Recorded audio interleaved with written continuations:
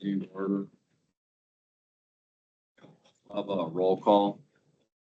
Russ Arkand, Here, Dan Ruck, is hands excused. Jeremy Hall, Here. Jay Luke, Here. and Keith Karpinski. Here. We have 4 out of 5 today. All right, we have a motion to approve the agenda. I'll make a motion. Agenda is presented. I'll second. Any discussion on the agenda? Not all is in favor, Aye. carries. Minutes from our July 9th meeting. I make a motion, we approve the minutes from the July 9th meeting. Any discussion on the minutes? All in favor, Aye. carries. Any public comments? Any public comments? Then how about that?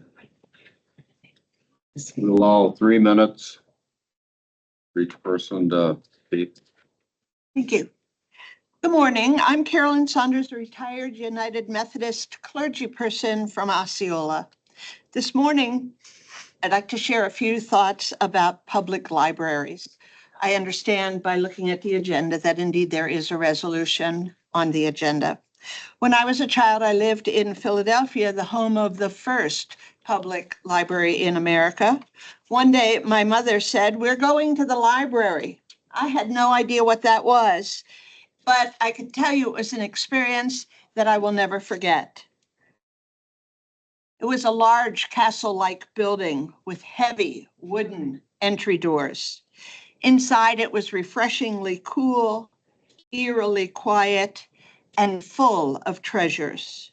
In just that one visit, I knew that this was truly a place for me.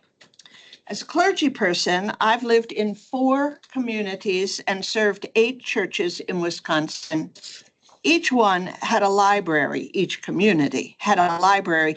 Each one had the goal of resourcing their many patrons with books, of course, but in so many other ways. Let me tell you the story from a clergy person's perspective. Personally, it was a quiet place to do research. It was a place where I could learn the history of the community I was serving. It was a place where I could read a variety of newspapers and see what was going on across our environmental area. Book clubs were where I could meet people and make new friends.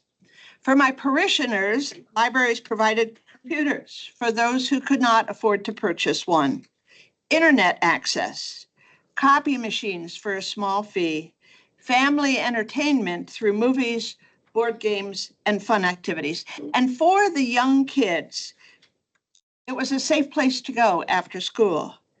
It offered clubs where they learned more than schools or parents could ever teach. It provided numerous activities that filled long, empty summer days. And above all, librarians who truly cared for their well-being. So given all the good that comes through library program, why would the Board of Supervisors even be considering reducing library service rates in Polk County?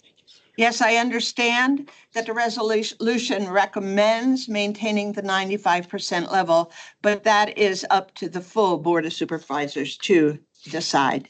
The impact of a library on any community is great. They bring people together.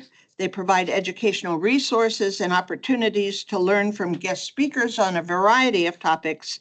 They open eyes and lives to the world, and their staff extends helping hands, a listening ear, a safe haven, a smile, or a word of encouragement. Thank you for letting me speak. I invite you to consider supporting the resolution that's before you and bringing that recommendation of 95% or even greater before your Board of Supervisors. Anyone else wish to speak in public comment? I'll speak.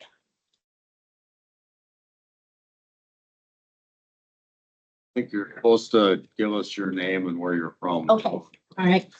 My name is Sharon Nelson. I'm retired and I live in Cushing. I had an outline. Last night I decided I wasn't going to go through the outline. I was going to go and actually give you my personal experience because I think that has the greatest impact on people. I've gone to libraries since I was a little girl, old enough to walk on my own there and get books. It's always been a place of refuge. When I moved to Polk County, I found the libraries here wonderful. I had lived in the Twin Cities. The libraries were large and it was welcoming when I came here. I don't have great internet service and I rely on the library for that. I'm a regular patron of the libraries, and I'll be honest with you, when I found out that you were considering cutting funds, I decided I was going to go and visit the little local libraries and just see what was happening there. And so I'd take a day and go to Frederick, go to Centuria, the little yellow library, go to Luck, Milltown, St. Croix Falls, and just sit there and listen and watch. And I'll tell you, I was moved beyond belief. And I encourage you to do that too. The librarians there, they're wonderful people. I saw one librarian helping a middle-aged man navigate the internet. He was looking for a job. I went one morning and there was at least a dozen kids there for story hour with their mothers. And a lot of them looked like they really needed that.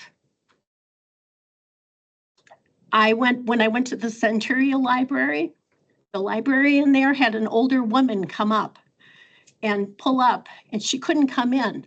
So she called the librarian and she took the book out. And you could tell that that woman, that interaction with her made a difference in her day. She gave her a hug before she left her. I went to another library on another day, and I found a librarian helping two kids navigate the internet. This was when school was still in, working on an assignment, and she was helping a girl with her homework at the front desk in between doing that. I can't even tell you how many times that I was so touched and I thought this goes beyond my own personal needs, beliefs, and what's important. It touches the community in every single way. And the thought of even reducing funds that support the communities, I can't even imagine it. And I'll end with one other thing. I was having coffee with a group of friends one day, and she overheard our conversation about cuts to the library, and she was shocked. She stopped me afterwards. She put her hand on my arm and she said, "You don't know me." But she said, "I really appreciate you talking about this." She said, "When my children were small," she said, "a library saved our lives," because she said we had nowhere else to go when my husband was abusing us. And she said, so we would go there. She said, I couldn't afford to take him to a restaurant. But she said, we would go there and sit, and it was our safe place. And she said, I told them to go there if they ever needed it, and to have the librarian call me, because we didn't want the police to be involved. I mean, libraries serve the community in so many ways. Yes, there's education. There's internet service. There are books. Not everyone relies on the internet anymore. And a lot of people can't afford it, or they live in an environment where they can't and they're restricted. So let's let somebody else get an opportunity to speak, please. Thank you. Appreciate your time.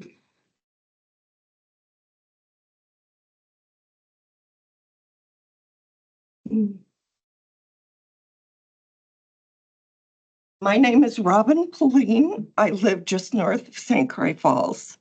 We moved to Polk County in 2010. I started volunteering at the library shortly after that move in because it was a way to meet people, learn about the community. I did it for years. We had health issues after COVID, and I am not volunteering now, but I can absolutely reinforce what the previous two speakers spoke about. My question to you is the mission statement on the wall, the vision statement on the wall. How does cutting library services reflect that at all? And that's what I want to say. Does anyone have any public comment that's not about the library? All right. Bernard.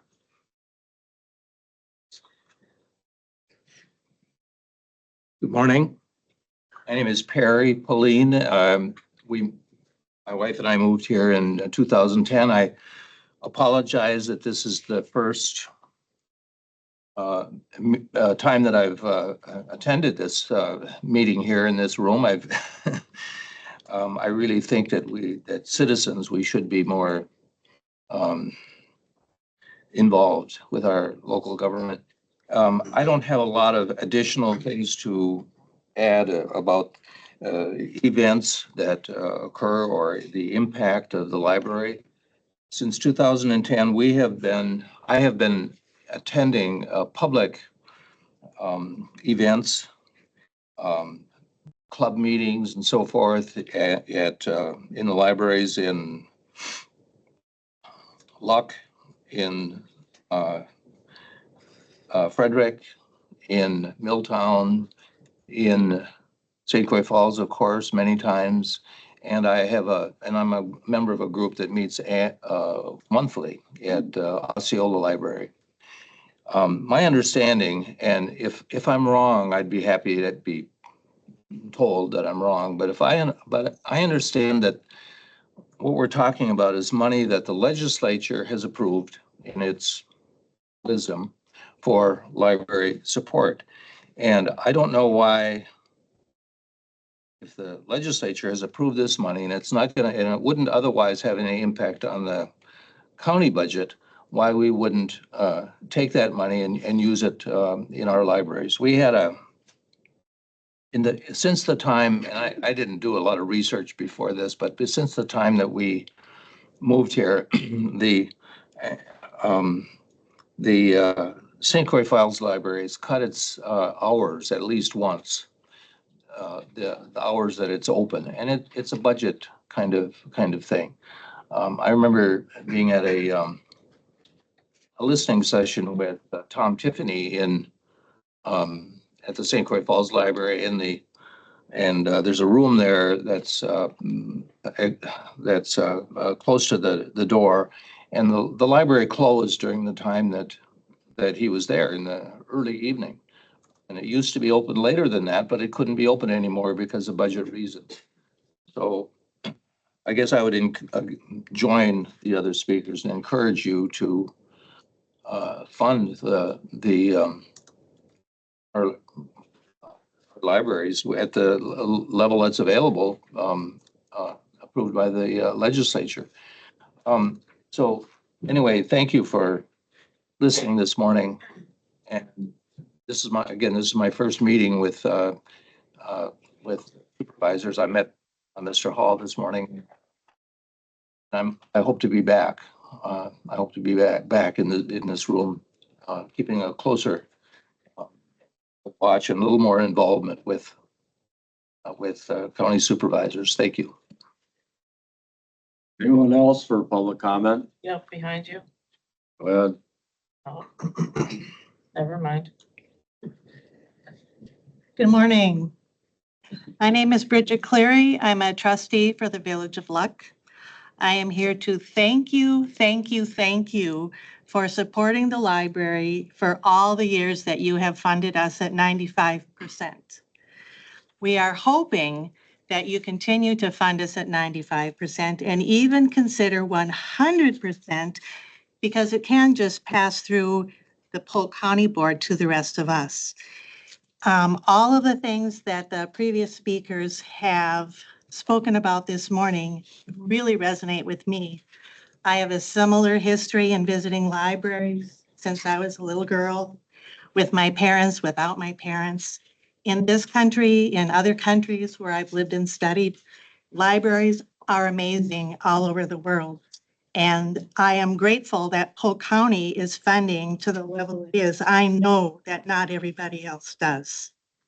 I'm not going to take up any more of your time. People have said some really great things. I hope you take it to heart and proceed with your meeting and give us a good vote. Thank you. Anyone else? Yep. Behind you. Where's she going? Hi, my name is Jill Glover. And I'm the director at the Luck Public Library. And I also want to just come here today and say thank you. You won't need the timer for me because I really just want to let you know that I appreciate every single year that you have brought 95% to the table. Some years you have brought a little bit more, some years a little bit less, but I know from looking at the other counties that you guys have been above and beyond. And I appreciate it and I thank you. And I know that you guys are leaders and gals, guys and gals. You guys are leaders in the funding of libraries and I thank you from the bottom of my heart.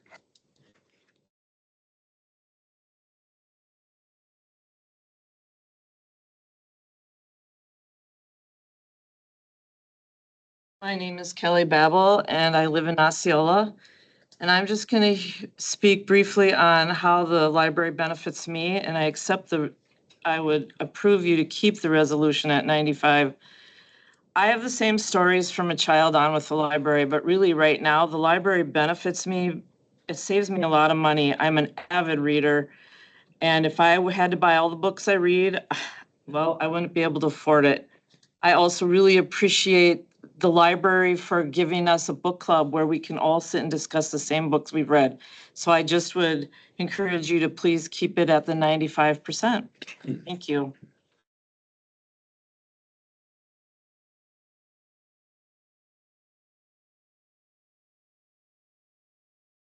Morning, my name is Kathy Hink. I live in Osceola.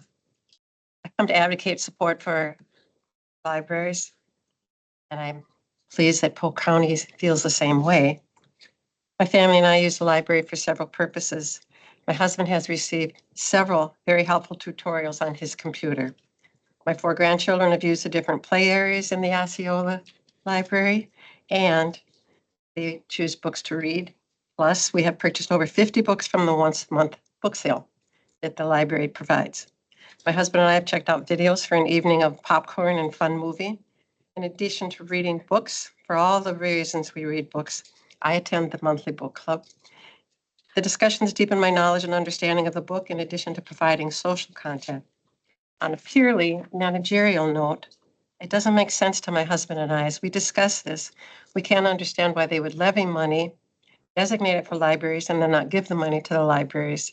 I would encourage that our county encourages all the counties that funds cannot be used for other purposes and they don't impact any county general funding. So fair, above board, transparent accounting translates to allocating all appropriate funds to the libraries, not deciding how much to give, but that was allocated. Please give it to the library. Thank you. Anyone else?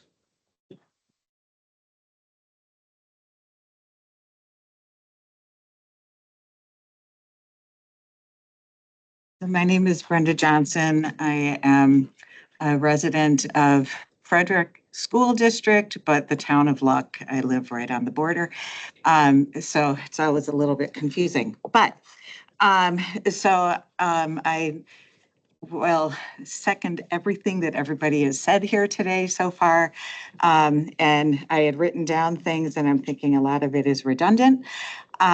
So I'll just give a little bit of background. I've been here since 1997, moved up here from Illinois. I'm originally a suburban Chicagoan. I'm married. I have 3 grown children, 2 grandchildren. I grew up going to our local library in Mount Prospect where I grew up. We probably went there twice a month, took out books, we read things, my parents showed us all kinds of things in the libraries. My children that were all born in Chicago spent early years of their lives frequently going to public libraries. We went for story hours, we went for games, we went for all kinds of things.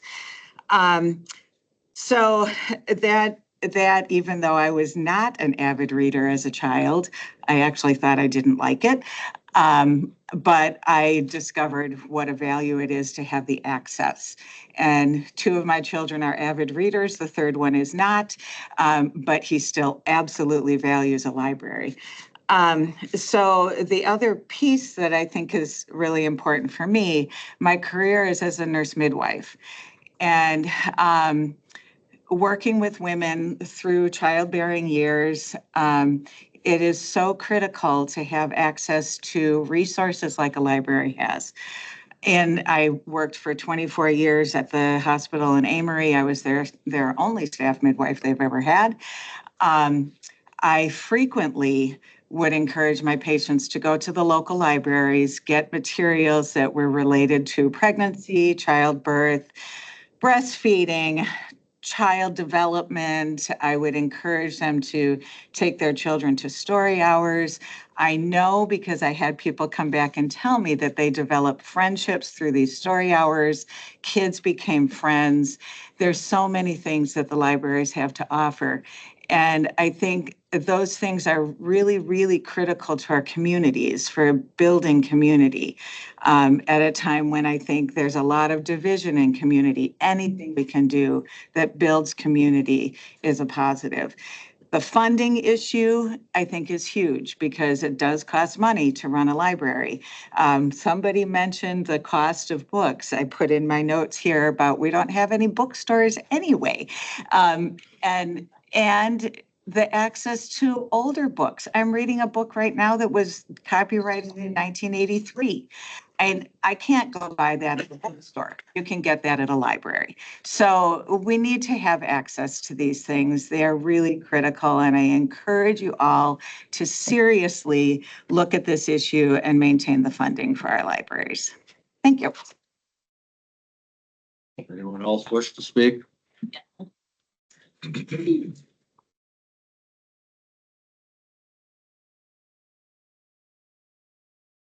Hello, I'm Ann Miller. I live at 2178 86th Avenue in the town of Osceola, and I also happen to be the library director of the Wilberg Memorial Public Library of Osceola.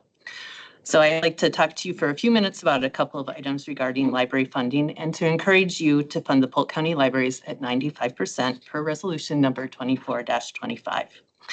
So the first I come to you about is in discussions that you've had previously at other board meetings. You've talked about wanting to save the taxpayers' money. And by doing that, by reducing the library's Act 150 funding. This would save them, if you would reduce the library's funding, would save them about $9 on their tax bills. The 2024 county per capita support for residents that live in a municipality without a library is $34.23. Today I brought along a due date slip, and at the bottom of that due date slip, it shows what this patron saved at the library by checking out these items. This patron checked out 5 items and they saved $120. So just by checking out a couple of items from the library, they are covering that cost that their taxes covered for the libraries, and then they are saving even more. This is just for books, magazines, DVDs, and other items that are checked out. The savings don't even cover the free programs that libraries offer for our communities. If the committee would recommend reducing the Act 150 funding, the library would not be able to purchase as many items for our patrons and would not be able to provide as many programs for our community. And then I'd like to address what would happen at my library if you would reduce our funding. So if you would reduce it all the way down to that minimum of 70%, our library would lose $45,000. That's approximately 13% of my budget. And There are certain things that a library must pay in order to keep the doors open and cannot be cut from our budget. So this includes things like utilities, building maintenance, telephone and internet, and our contract to be part of the IFLS library system.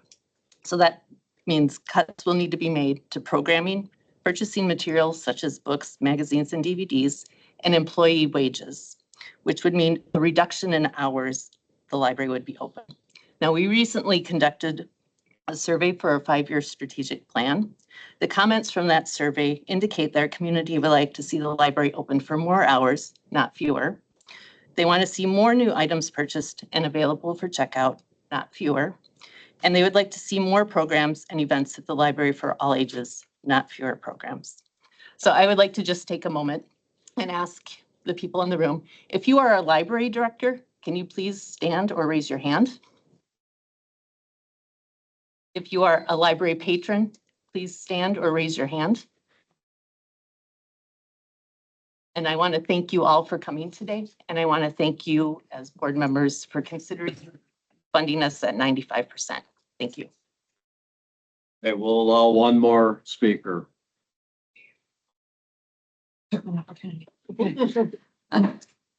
My name is Brenna Weston. I live in Osceola, and if I look familiar, that's because I'm also the director of the Polk County Museum, just down the road here. So I want to talk about the importance of libraries from a professional standpoint and very briefly from a personal standpoint. From a professional standpoint, the libraries were the very first place that I reached out to develop community partnerships. When I got in at the museum in 2023, I didn't know what I was doing. I didn't know how I was going to connect with community members just because the building's open. Well, how else am I going to get people to either come to the building, or how else am I going to actually bring history to the community, to the rest of Polk County? Well, my first thought was, well, geez, I go to the library just about every week, so I might as well ask our library. So that was what I did. Since then, since 2023, I've developed partnerships with almost every library in the county for story times. I visit about once a month a different library to do some kind of story time activity. And then in the summer times, I also do summertime learning events in partnerships with our libraries. Anytime I have an event that, I kind of want it distributed flyer wise, I send it to the libraries because they have those community boards that can get posted. I've gotten a few responses from them, but still it's a quick, easy way to actually get the word out that I'm not driving around trying to do it myself. The libraries have always been supportive of the Polk County Museum. They always want to partner with us. P.S. Anybody in the back, I want to talk to you about partnering. But the more that I can connect with libraries, the better, because not only is it great for the museum standpoint, right, selfishly, but it's also great because I get to meet more community members and I get to develop partnerships with these great libraries and with their great patrons and their great directors. On a personal note, so I am a parent of a 4-year-old. That's kind of hard to get him into a library sometimes. But once we have, it's been amazing, right? Without the library's vast resources, my kid wouldn't be reading at a first grade level. He's 4. He's reading at a first grade level. And that's because of the sheer number of books that we can check out from the library. I think we've just about depleted Osceola's at this point. We have to go to different libraries now to check out their early readers, but because of their number of books, he can learn anything he wants to learn. And I mean, of course, it's all about superheroes right now, which is fine. But if he wants to connect about anything else, there is a resource for it, and we can easily find it for him and get it for him. From my husband and my perspective, there's not a lot in Osceola, but you know what I can do? I can look it up online and I can get it from just about any other library in the area within a week. It's been amazing. And for their services that they provide, I don't have a printer at home. I don't know who does, but if I need something printed, I can go and print it real cheap at the library. I wouldn't have known my kid liked chess until we went to a chess club. We took him there one day and now he knows more than I do. I don't know about castling. I don't know what that is, but now he does. So all of those services that the library provides, it's more than just books, it's connection and it's community. And I really, really appreciate that you have this resolution to fund it at 95%. And I hope that you continue to do so. Sorry if I took anybody else's opportunity. All right, we're gonna close public comment. Are there any supervisors not seated as committee members that have information for this committee? Yeah, Mr. Chair, I got a couple things. You want me up front? Well, Okay. easier for everybody to.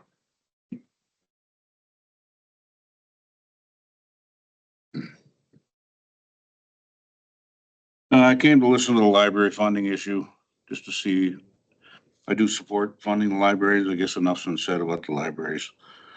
The recycling fee is on the agenda as well. My family pays for 3 homes, 1 daycare, Grandpa and Grandma's farmstead, and two business locations for fees. So we're not complaining. We got our own cardboard container as well, so we don't put cardboard in county recycling. On a personal note, just in the last month, I've had some experiences with staff at the county here that I thought should be brought to everybody's attention. I was traveling down Hammond, they were crack sealing with a new product. Then they were trying to seal it. Used to use toilet paper. When you see all the toilet paper on the road, that was their way of keeping it from pulling up on tires. Well, they're using a new product where they spray a liquid on there. I pulled up to the flagger and she had me go around, and at 42 miles an hour, my truck started doing this.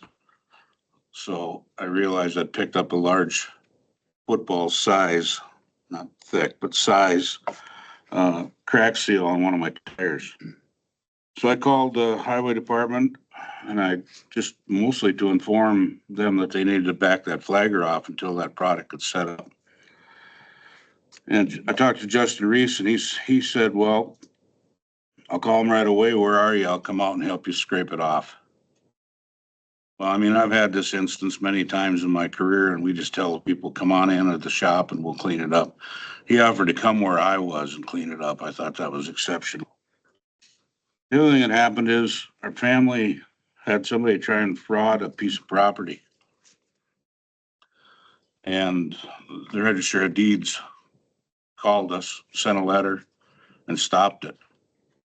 Just so everybody knows, this is a free service at the county. If you own a piece of property in Polk County, you should have your property registered with the Register of Deeds in this protection program. I had a mechanic that worked for me down at Highway, lost his home. Somebody borrowed money against it years ago and it took his home. He didn't have any choice. Somebody borrowed money against it. He couldn't pay it back. So the other thing that happened was I went to the neighborhood night out that the sheriff's department put on. This is all in 1 month period, by the way. But what an outstanding deal that was. Those kids were having an absolute ball. Fire departments are there, ambulance, the health department was there, the K-9 unit, local power company was there, health organizations, and our highway commissioner, Josh Kelch, was there giving out free mini donuts and snow cones to anybody that wanted one.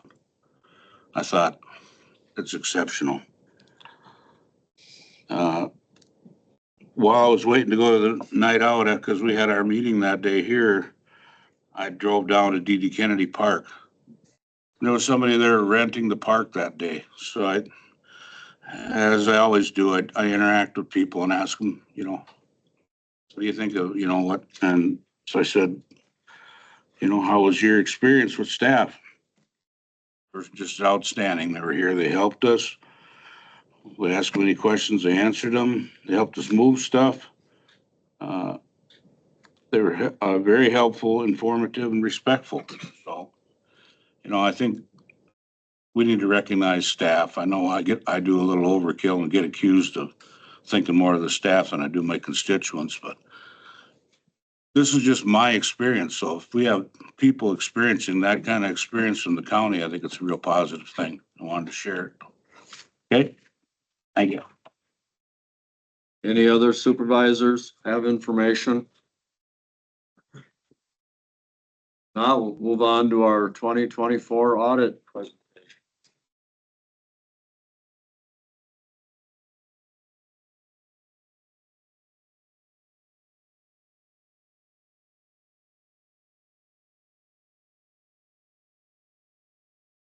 Morning.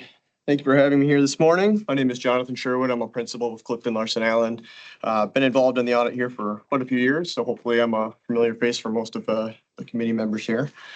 I'm responsible for all the content that goes into your financial statements, facts, figures, disclosures, everything that's in there, just to make sure that everything is materially correct. It provides an adequate level of assurance that can be relied upon internal use as well as external use for various purposes there.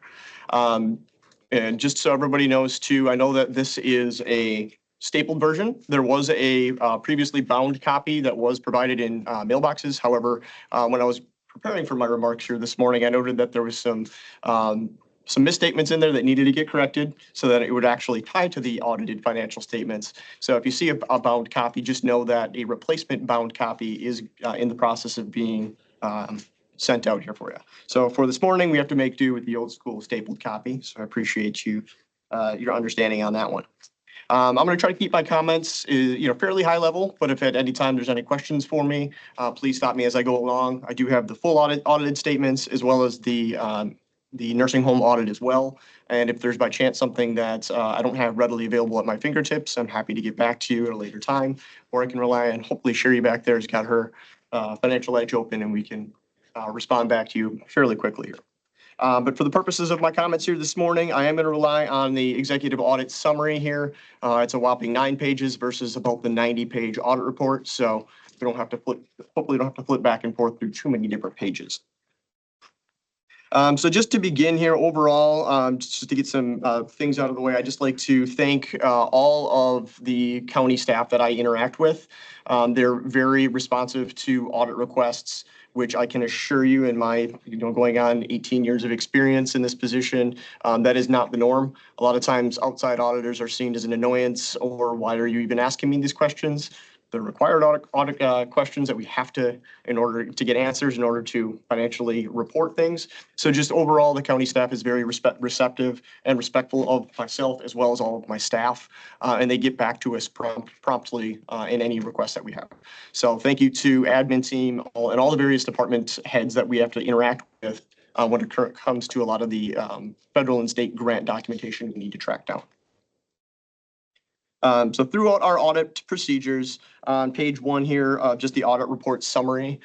In terms of your actual audited statements, there's about 3 or 4 pages in here that are technically quote unquote owned by CLA or by your independent auditors, and that's our audit opinion. All the rest of the facts, disclosures, and everything that's in there is the property of the county. We're expressing an opinion over the content of your financial statements. So that audit opinion which we issue is known as an unmodified opinion.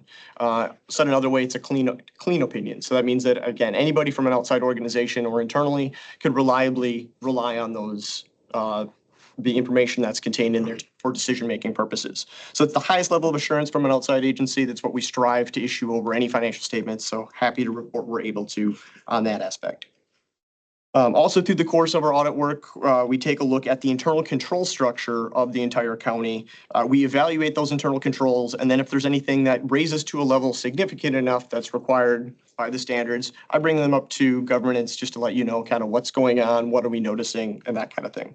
So in part, or in our evaluation of internal controls, we issue what's known as findings. So there's 2 material weaknesses that we've identified within the county structure, and these are very common findings that we issue through for pretty much my entire client base. So these are 2 findings that they're the same as last year. You can hopefully recognize what they are. The first one is material audit adjustments, and the second one is limited segregation. So the material audit adjustments just means that through the course of our auditing work, in order for us to properly report everything in your financial statements, we actually had to propose audit adjustments that would have had they not been made, they would have impacted decision-making abilities. So from last year to this year, we did increase a little bit slightly in the overall number of audit adjustments that were proposed. So in 2023's audit, it was about 17 adjustments. And now in the current year, we're sitting around 23 adjustments. And just for your knowledge too, it is attached to the presentation here, to your materials. It's a whopping 4 pages, and it's very technical items, but some of the descriptions in there will give you a little bit more of a context of what those audit adjustments would entail. Mostly, again, it's surrounding our analysis of the recognition of federal and state grant programs. We just need to make sure from an audit perspective that we're recognizing those in the proper year and underneath the proper programming. So a lot of those adjustments relied or impacted that reporting, as well as long-term debt, and then some GASB or accounting pronouncements, the proper form and function of leases and subscription-based IT subscription-based agreements. The limited segregations of duties, again, this is a similar comment that you had last year, and this needs to be evaluated throughout the entire life cycle of a transaction of the county. And that basically just states that due to your limited size overall in your structure, you're not capable of segregating all of those duties to the extent possible where there would be no overlap. So you have to look at it from the entire transaction cycle, as well as you need to cover for things like time off, or if somebody gets sick or something like that. The person that's actually doing the work shouldn't be the one that's also approving the work and then ultimately reviewing things. So in certain aspects throughout the county, that does occur just because you've got limited staffing in a certain department or a certain type of transaction that flows through the county financial statements. When it comes to this material weakness, again, it's very common through Northwest Wisconsin here of having this material or the segregation of duties issue. There's a compensating control though that is in place, and that is the approval and the essentially the questioning by the county board. So when you're getting your committee meeting reports, and if there's any questions like that, county supervisors are an integral part of the internal control structure. So if something just doesn't seem right or you have questions on things, I, from an outside perspective, highly encourage the additional questioning or just asking for clarification on things. Because believe it or not, that's 9 times out of 10, if there's something that is wrong, it's going to be found internally due to questioning and just asking for verification from things, versus from an outside perspective. It's just could be a much better situation for you all. So that's my spiel there on just the overall audit process. In part of our audit work, we also do what's known as compliance work as well from a federal single audit level. So since the county receives over a specific dollar amount, which is $750,000 of federal funds, we have to perform what's known as a compliance audit over specific federal programs. I'm just happy to report there that there were no compliance findings in any of the federal major programs that were selected and tested. We are working on a federal compliance report that goes to those federal agencies that's due by September 30th, and we're working on getting all of that loaded into that system, and those appropriate sign-offs will be occurring here hopefully by the end of the month. Other items that we also then assist the county with as well is like I stated earlier, this is a 90-page document. We help compile the financial statements, making sure that all the appropriate disclosures are held within. It's kind of a housekeeping thing. Going back and forth between clients can sometimes be very inefficient in that whole process. So me personally, I prefer the client situation where we actually prepare the financial statements alongside the audit or the audit report. And then we also help compile a highway annual report, which is an annual filing with the Department of Transportation. There are 2 separate filings that we help compile and submit to the Department of Revenue. One is unaudited in May, and then the audited submission is due at the end of July. All of that has been taken care of. And then lastly, that data collection form, which I noted as well. Going forward, looking in 2025 here in 2026, I do know that the county's been looking at a new ERP system for financial purposes as well as HR side of things from an implementation standpoint.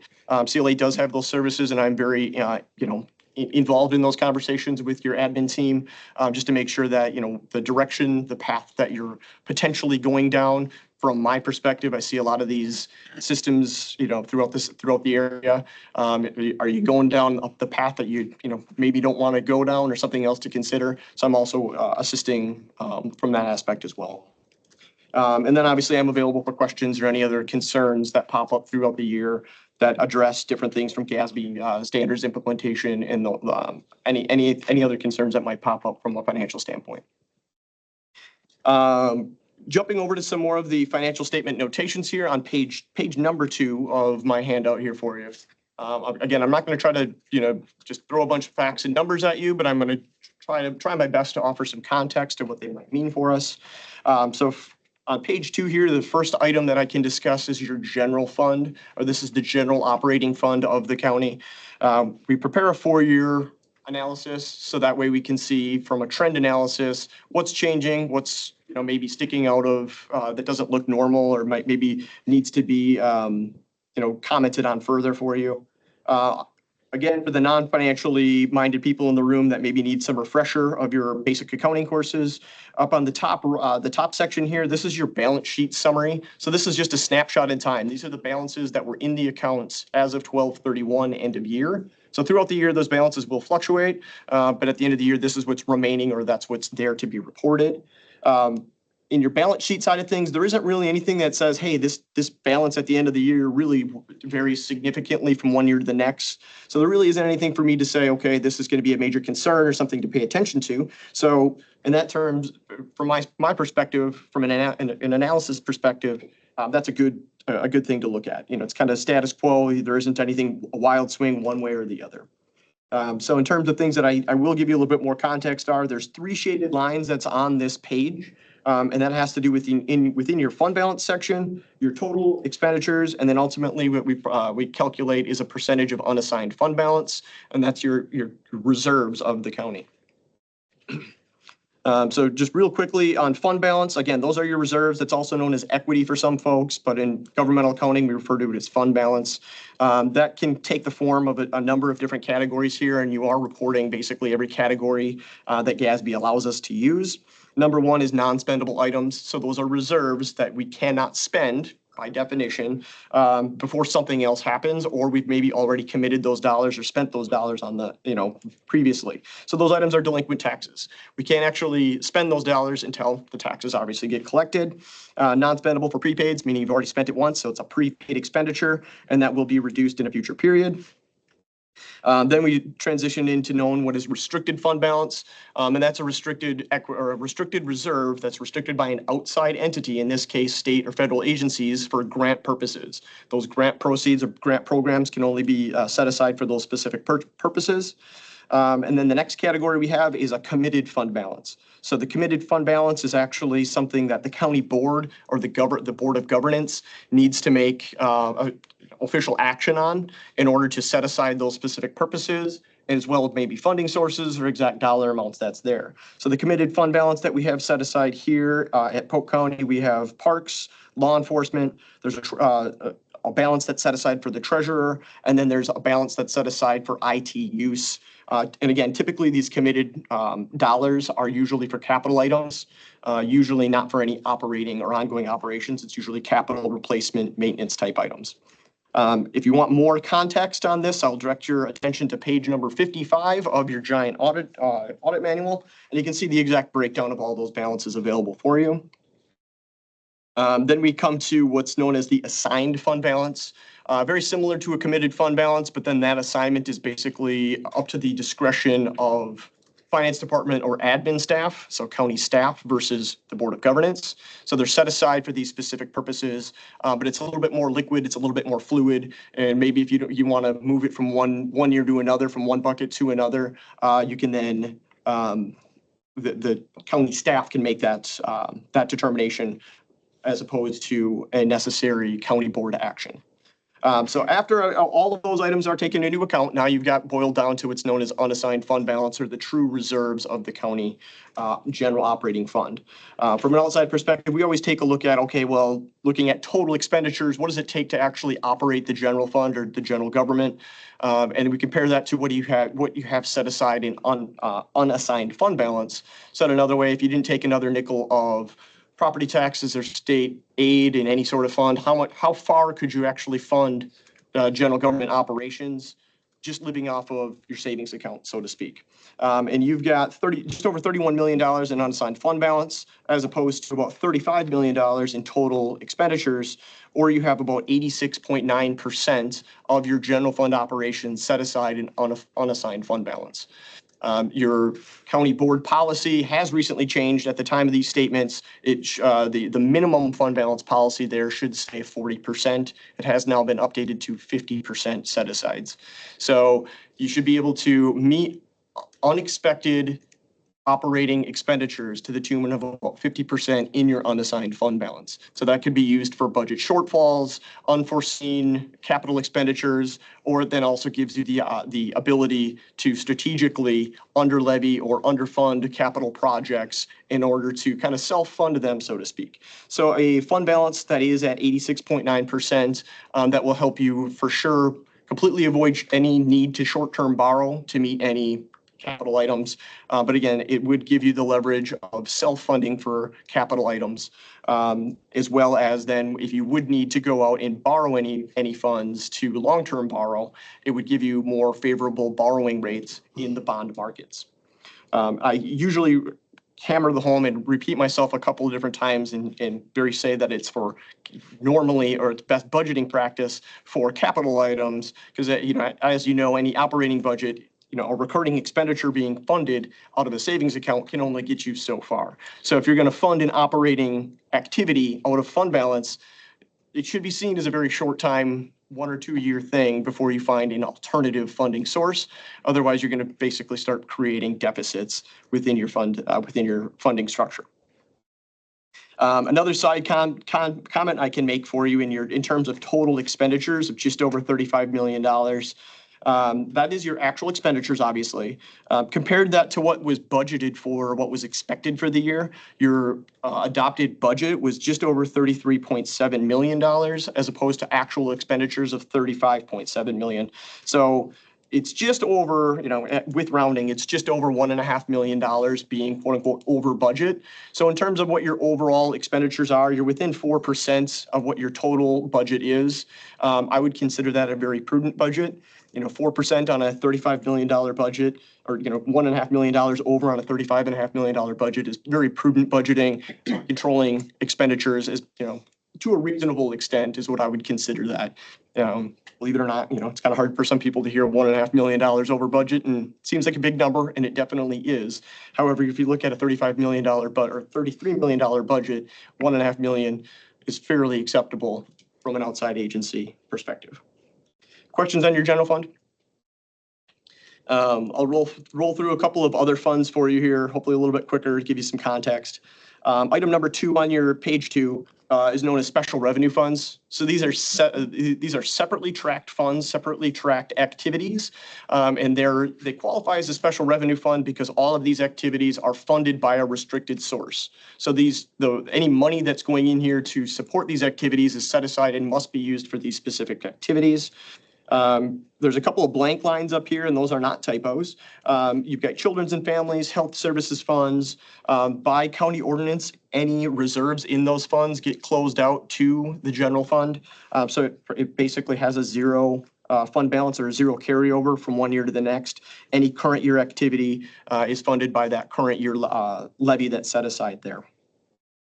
All the rest of the programs here, though, that you're seeing, such as like the jail assessment fees, CDBG revolving loan funds, snowmobile ATV trails, again, those are all grant-funded dollars that are set aside to be used and meant to cover the future operating expenditures there. The ones that I will call out for you, just so you know where you're sitting at, is you've got a couple of negative balances here, meaning that those programs, the operating expenditures exceeded what the revenues going into those funds were. You've got the recycling center fund, that's the operations of the recycling center. So that was it ended the year at about a $238,000 deficit. Obviously, that's being addressed here in 2025, 2026 timeframe. With the county, the recycling fee that's going in to support those operations.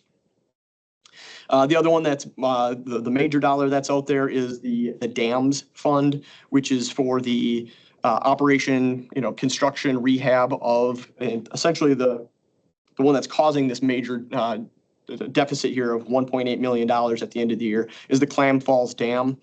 There was a bunch of needed repair, maintenance, capital work that was done on that dam, but then the state funding in order to reimburse the county had not yet occurred. So I know it's my understanding, and you'll have to defer to the department heads that are in charge of that program. I believe that funding should be coming in 2025, possibly in 2026. So that's basically a timing issue of the county outlay versus the reimbursement. Any questions for me on special revenue funds?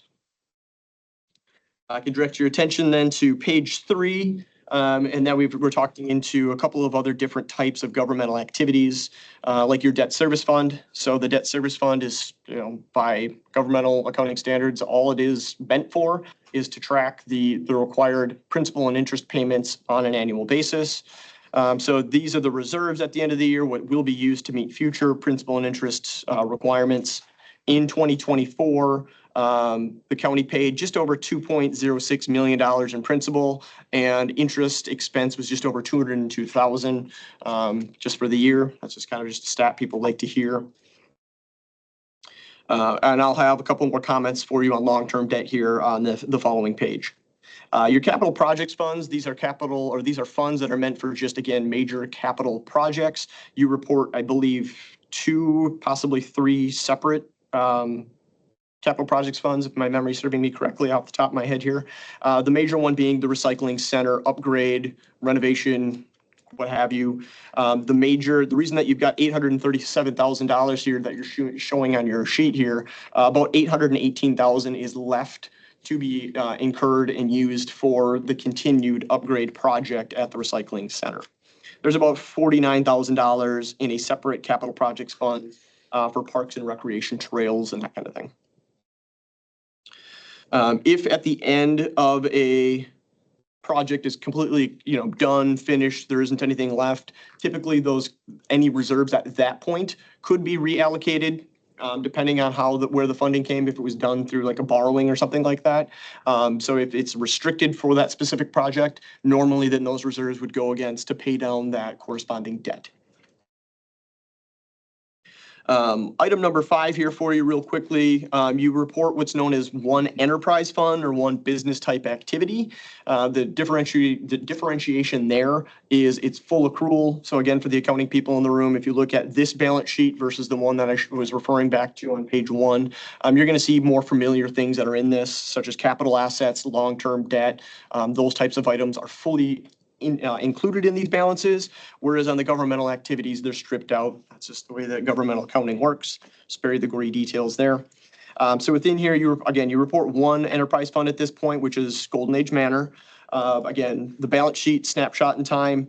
There is a few significant, jumps in balances here, and they're all positive from that aspect, and it's all due to the positive operational results of Golden Age Manor in 2024. So operating cash is up, roughly $1 million at the end of 24 as compared to 23. And if you work yourself all the way down to the bottom of the page, underneath the income and loss side of things, where, what your net income from operations were at the end of the year, 2024's operations were up just over $1.1 million.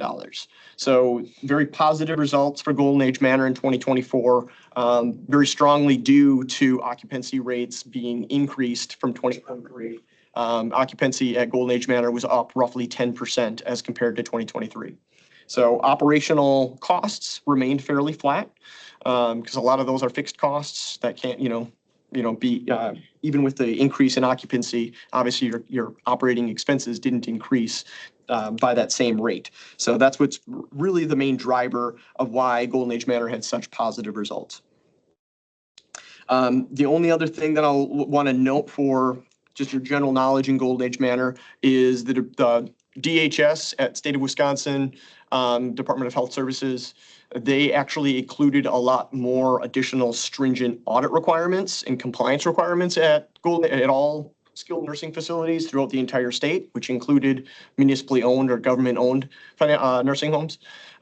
So there's been some challenges working through the new DHS requirements. We're working hand in hand. CLA is working hand in hand with DHS just to kind of maybe give some color or some context as to here's the requirement you set out.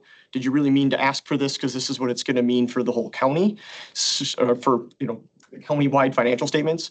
Because originally they wanted special reporting to be completely rolled up into the county-wide financial statements in total, and they would have gotten a bunch of information that they absolutely didn't need, and it would have caused your audit report to probably increase by 30, 40 pages, and it would have been a very heavy lift to not give them the information they needed. So we were very pleased that they took our recommendations. So if you do compare your Golden Age Manor report from this year, 2024, as compared to 2023, there's going to be some more compliance requirements that we were required to test to make sure that Golden Age Manor was in compliance with the new requirements, which happily you were, but it's just some reporting down to DHS that is drastically changed.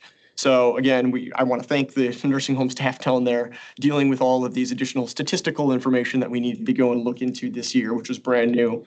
DHS would give us one answer and then they'd say, oh, no, just kidding. We want to look at something else entirely. So just the lovely confusion at the state trying to work through what exactly they were looking for. So I'll just give you a little context there of some of the challenges that we were able to meet with Golden Age Manors. Definitely huge assistance down there as well. Continuing on here through some of the other various departments. Last page of financial information I have for you. Page 4 is internal service funds, very similar to business type activities, full accrual accounting here. But your highway department is set up as an internal service fund. Said another way, its primary mission is to service the county-owned roads. Yes, they do charges for services and they provide services to other municipalities as well. But that's not their main driving revenue source. It's in order to maintain and construct highway roads or Polk County roads. So again, snapshot in time here, balance sheet at the end of the year, nothing really drastically sticking out, saying, this is a red flag or needing additional context here for you. Working our way down to just the operational results, about halfway down the page, looking at change in net position.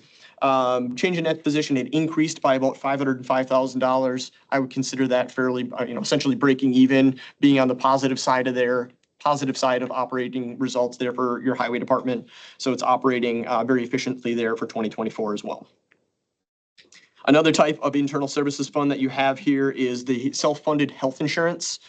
So you will notice here, just for context, back in 2021, if you work your way down to the change in net position there, your health insurance fund increased by about $829,000. And then now it's been on a steady decline from 2022 through 2024. So you've been having operating losses of just over $1.8 to $1.9 million per year. In 2024, you lost in your health insurance fund $2.2 million.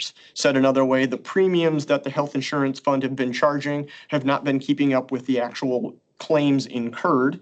So you've been, on a steady decline. That steady decline has been a trend or a noted strategy because the health insurance fund was fairly healthy. It had some decent reserves there.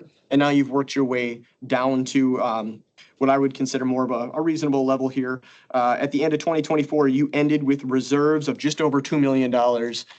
Compare that to what your actual claims would have been of just over $2 million.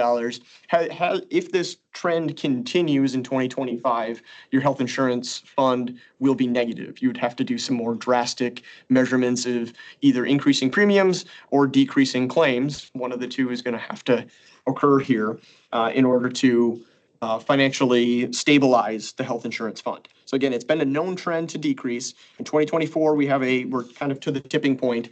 Sherry and I were just looking earlier, the actual claims experience in 2025 is starting to kind of more level off because 2024 and 2023 claims were higher than anticipated.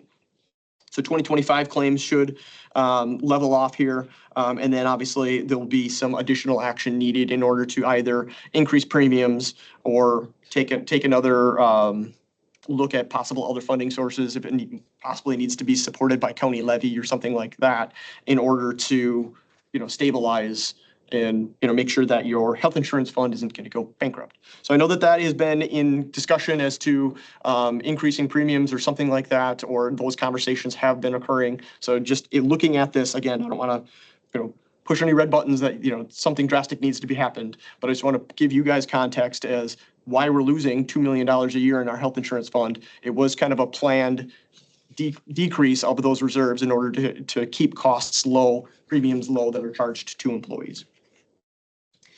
Last comment here for you is under long-term obligations, item number 7 here.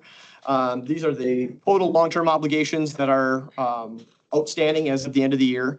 So you've got just over $8.9 million in general obligation notes. And I'm going to focus in on just the GO debt, which is general obligation supported by taxpayer levy. There's a statutory limit to the amount of GO debt that can be issued by a governing body. You're at 2.5% of that total debt, or total limit. From a county standpoint, you're never going to get to 100%. You'd be extremely unpopular politicians by just issuing debt, and meeting that total statutory requirement. Normal, more highly leveraged or county governments that would have a lot of debt, I would consider to be 25 to 35% in what that total percentage would be. That'd be a significant debt load, debt capacity for a county. So, said in other ways, you have the statutory leeway in order to issue some additional debt. And I know last year my comments were very similar. It seems kind of a little counterintuitive to where we're at a financial standpoint. But in order to, from a budgetary standpoint, from a budgetary tool standpoint, it's usually very popular from a taxpayer perspective to maintain your property tax levy. Your mill rate typically wants to stay the same, maybe a slight decrease, maybe a slight increase. Nobody likes the wild roller coaster up and down from a taxpayer perspective. So the state of Wisconsin basically recognized that anyways and said that if you have general obligation debt, statutorily wise, you can levy 100% of those debt payments. So I said earlier when I said you had about $2 million in principal payments, you could just drop $2 million on top of your county levy, and that's allowable under state statute. So as a budgeting tool, in order to level out where your county levy would be, there is a component of not necessarily using $2 million of your debt proceeds, but using a portion of that that's available to you in order to level out your tax levy is a very popular budgeting tool, again, in order to smooth things out and prevent drastic swings in county levy. So in order to do that, however, you need to have the general obligation debt outstanding. So I know last year you took the perspective of taking more or less a short-term note in order to utilize this budgeting tool. I would continue to recommend and encourage that process. Internally, I know admin and finance are on top of it, and they can give you some more context of exactly how much of that levy you would need and what the impact would be without it or adding it in. Again, the whole perspective from an outside party recommending this to you is to, again, smooth the drastic changes and the wild swings that can occur if all of a sudden you drop off and you have no available debt. Well, now you're required to reduce your levy substantially, and then maybe the next year you need to issue a bunch of debt, and now you're right back up to the funding level you would have been at otherwise. And then nobody's going to remember the downswing. Everybody's going to remember the drastic spike. So that's the added color and context I can provide for you from my standpoint. I think that concludes all of my notated comments that I wanted to make. For your reference, the other pages that are in here, there's a couple of charts and graphs. If you're a color charts and graphs person, I like looking at numbers, hence the reason I'm a CPA. And then there's also included in here a governance communication letter. Again, more required communication to satisfy governmental accounting standards. I would encourage you to take a look at the audit adjustments, give you a little bit more context of the hard work that the department heads help us along with, and give you some more detailed information of some of the programs that are maybe the little bit more difficult ones to track throughout the year that we can come in and assist in getting all that straightened out. Questions, comments, or anything else I can help answer for you all? I think we're good. Appreciate your time. Thank you. That'll bring us to outside agency presentations. We'll try to keep it in the 15-minute range for your presentation and questions. I was initially told 10, so we should be fine there. 10, 15. Are you able to pull up the presentation? So good morning, everyone. My name, for those of you that I haven't met, is Terry Hauer. I'm the Executive Director of the Polk County Economic Development Corporation. I'm going to give you just an overview of all the different things that we've encompassed with the Polk County Economic Development Corporation. We are a separate entity, not a county employee. We are a 501c6 organization, and we just work closely with the county and the local municipalities to ensure that our economic growth is at a good rate, and we can continue to have a great tax base and economic growth throughout the county.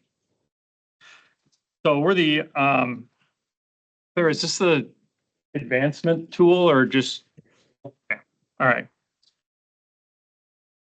So just a little bit about the structure and board.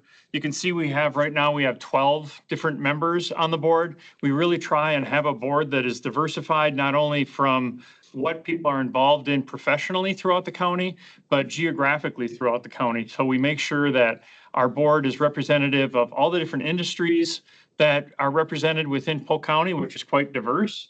And then we also have membership so that we're ensured that Frederick's being addressed just like St. Croix Falls, because the needs, even in just a county the size of Polk, are different from one end to the other. So it's very important to have our structure there. We do currently have a board of 12.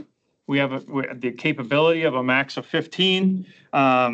We have monthly full board meetings. Jeremy on the supervisor here is on that board. So that's our board supervisor representative. And we have an annual meeting and also a awards breakfast every October that honors those. And I'll be talking a little bit about that later.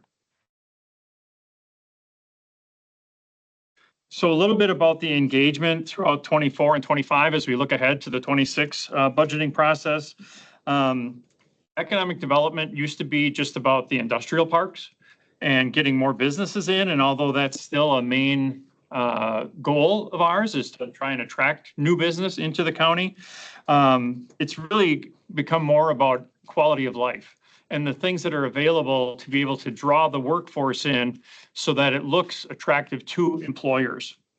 So you can see the EDC is involved in a lot of different things, from workforce attention and attraction to regional economic development organizations such as the Momentum West, which is a 7-county region that we work together with. We also partner with St. Croix and Pierce and other counties around us to make sure our region is successful. So it's not just Polk County that is out there on their own. Youth apprenticeship programs and getting our youth involved at an early stage to invest in our economy and be involved in Polk County is also very important. And a little bit about just the graphic there too, just how we are funded. So we're funded obviously by the county, local municipalities fund us, and then we also get funded from private industry. So we do a large drive once a year to go out and have the industries and the businesses that I'm continually in touch with also support us. So that's what funnels our economic growth in Polk County. So top priorities as we head into 26. And I think you'll find these same priorities of the 72 counties that make up Wisconsin. I think almost all the rural counties will have the same list. It's workforce, it's housing, and it's childcare. And those three are very intertwined as to how they work together. But for workforce, we've taken specific steps to try and develop more workforce here. We've partnered with organizations like Family-Friendly Workplaces and regional economic development organizations in order to work with programs that drive people not only into Polk County, but within our region. Our prosperinpolk.com website, which is geared towards having people look at the employers in Polk County. And it's actually a very diverse group, which I'll get into a little bit later. But the Prosper in Polk website is also being used.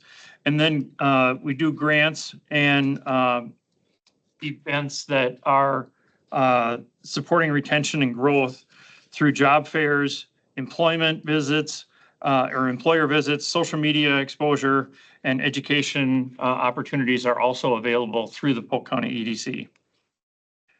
For housing, we have a housing, we've just completed a workforce housing and grant workshop, which was highly successful throughout the county, had 3 of them, so we could capture each area of the county.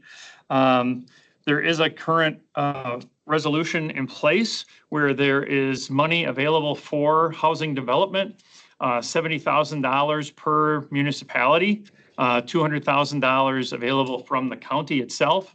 It's taken a little while to get that resolution and interest in that funding available, but we do have 2 municipalities that are currently pursuing that money that's available through that resolution. So that's a great benefit to the county, because this is a very unique program. There's no other county that I'm aware of in Wisconsin that has stepped up like that to actually entice housing to come to our different areas of the county.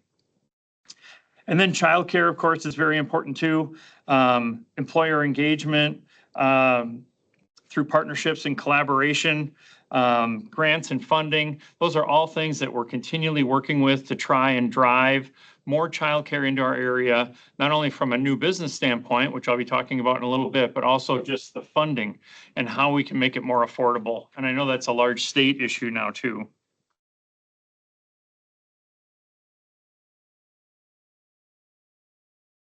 So a little bit about what's been going on within the county, new businesses, the Grove Child Care Center in Milltown. Huge advancement for Polk County in order to be able to have Schaefer Manufacturing actually went in and made a private investment in the Grove Child Care Center, which is also fairly unique for an employer to step up and do that. But they have 110 so positions or slots available for children through various ages. And that has really changed the perspective of childcare in our area. Although it's still a high demand in a lot of different areas, that's a big advancement for us. The Apple River Solar Project, obviously out near Range, is underway now. It's not fully functional, but that is basically new business that is come to the county and has significant tax implications as I get into as in new opportunities. And then many downtown small businesses that have come onto Main Street. And that's from Balsam Lake, St. Croix Falls. There's examples in Frederick of new businesses that have come on from Main Street. Too many to list, but it definitely shows that we're headed in the right direction as far as driving people into our area and offering more things for people to do and stay in our area. Business expansions, I won't get into all of them, but some of special note.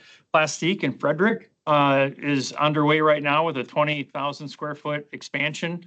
They're also going to be adding, basically doubling their staff there. So that's a great addition for the Frederick community. Noble X and Amory, Rock Shield Rubber just opened their new facility in the Milltown Industrial Park. Of all the industrial parks within Polk County, Milltown and Amory are the only ones that have brand new industrial parks with land available yet. So the first one to go into that new industrial park in Milltown was Rock Shield Rubber. And we're in touch with all these organizations just to make sure that they're aware of all the different tools that are available to them through the Polk County EEC. Schaefer Manufacturing expanding. Raveling companies out of Amory has expanded to a second facility in Clear Lake. Varesco in Turtle Lake just opened up a brand new facility that does what they call DPAC. So they take truckloads of materials in from other companies, waste materials basically, unpackage it and recycle all that material to put into their digester there. And then they sell that energy that they're creating back to the grid. Very unique for Polk County. And then also Nobles Worldwide in St. Croix Falls. So new opportunities, there's some healthcare expansions, which is great economically for the county that I'll be getting into in a minute. Housing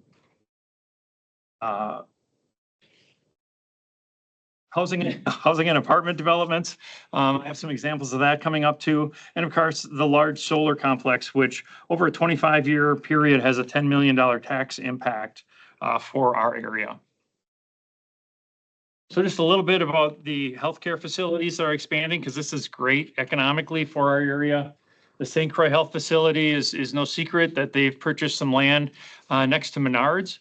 It's a 100-acre site. Of that, they're going to use 40. So there's 60 acres around it that is going to be available for other healthcare facilities, for housing facilities, for retail. So I'm working with St. Croix Health in order to make sure that that land is, and I'm getting calls on a fairly regular basis for people that now know about that and are interested already in investing in that area. So this will not only be a good healthcare boost for us, but also a great opportunity for our area to grow. Osceola Medical Center is having a $20 million expansion of their facility for new exam rooms, larger pharmacy, some other things that they want to do there.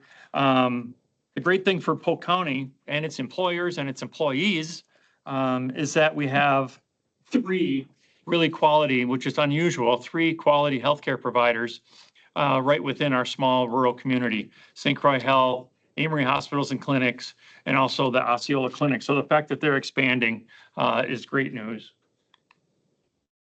Housing developments. This is a large piece of attracting that larger workforce is having the adequate housing. So currently, there's some larger projects that are either underway or nearing completion. The Osceola Bluffs project, which was held up for a while legally, has been cleared, and they will actually start demolition of the old hospital site in Osceola this fall, and that is set to open late 26, early 27. 99-unit market rate apartment complex. A lot of work went into that to get that into the area. It's going to be a great addition. The Maplewood Cottages in St. Croix Falls, that's just off the industrial park there. That's a 40-unit development, part of an Impact 7 project. So they partnered with the Northwoods Technical College. They'll actually have training facilities and the ability to have that additional housing there. It filled up immediately. They're already planning a phase 2. The Village of Luck is trying to figure out how to get 19 acres next to the high school developed. That would be great. Part of the challenge there, of course, is infrastructure costs. So that's what the county plan and the partnership fund that was established is trying to help eliminate.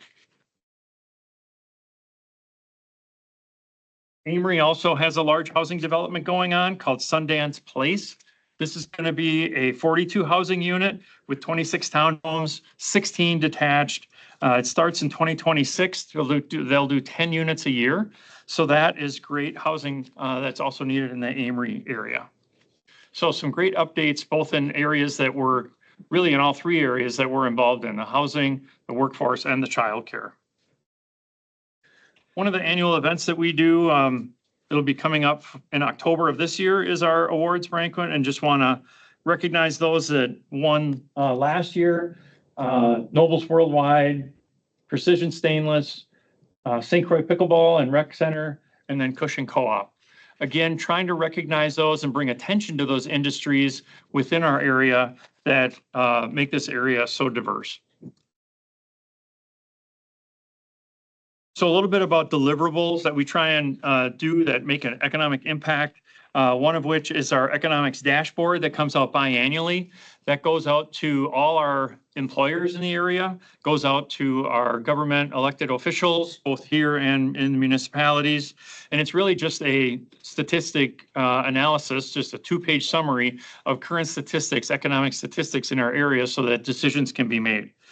The bi-monthly In Focus newsletter always feature a new product from Polk, and it seems I'm always getting feedback that they didn't know that that particular company existed, even though they've been in Polk their entire life. They didn't know that that certain industry was here, and I have an example of that. The Regional Business Fund helps finance a lot of different expansions and new growth. So in 2024, they actually had 11 with the money they invested in the county, or was asked for by businesses in the county, I guess, is $607,000, which retained 11 jobs and created 28 new jobs. And of course, special events, offering things and resources that we can to certain businesses occurs throughout the year, and collaboration and regular contact with legislative leaders and with our local regional companies is very important.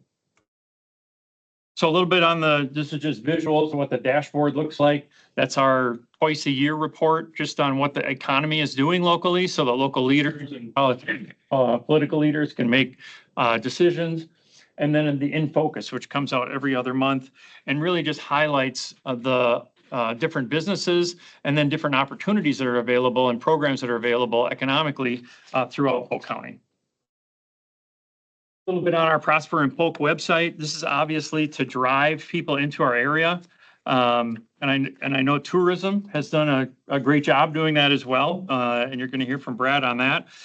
But Prosper and Polk was specifically designed to try and drive workforce in. We've had over 3 million impressions on Prosper and Polk. And of that, we've had almost 400 people now register for their interest in employment in Polk County, which I then pass on to those employers that participate in the website. So it's a deliverable that our employers can use to try and expand their workforce as well. So we'll continue to use this tool in the future to try and drive economic growth and workforce in our area. A little bit about construction, just to give an idea economically where we're at. We ranked 30th out of the 72 counties for net new construction. So 106 billion in 2024 went to net new construction. And if you look at the numbers around Polk County there, other than St. Croix County, which is one of the fastest growing counties still in the state, we are a leader in that area. And I think that as St. Croix County grows, we're also seeing some of that come into our area too. So I think that number you'll see get larger as time goes on. This is what those numbers look like in a graph. You can see of that 106, 91% of that is residential construction.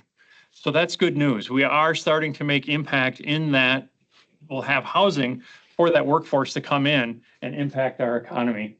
And then you can see commercially and manufacturing, both of those are up as well in 2024. The good news is they're all, it's the chart headed in the right direction.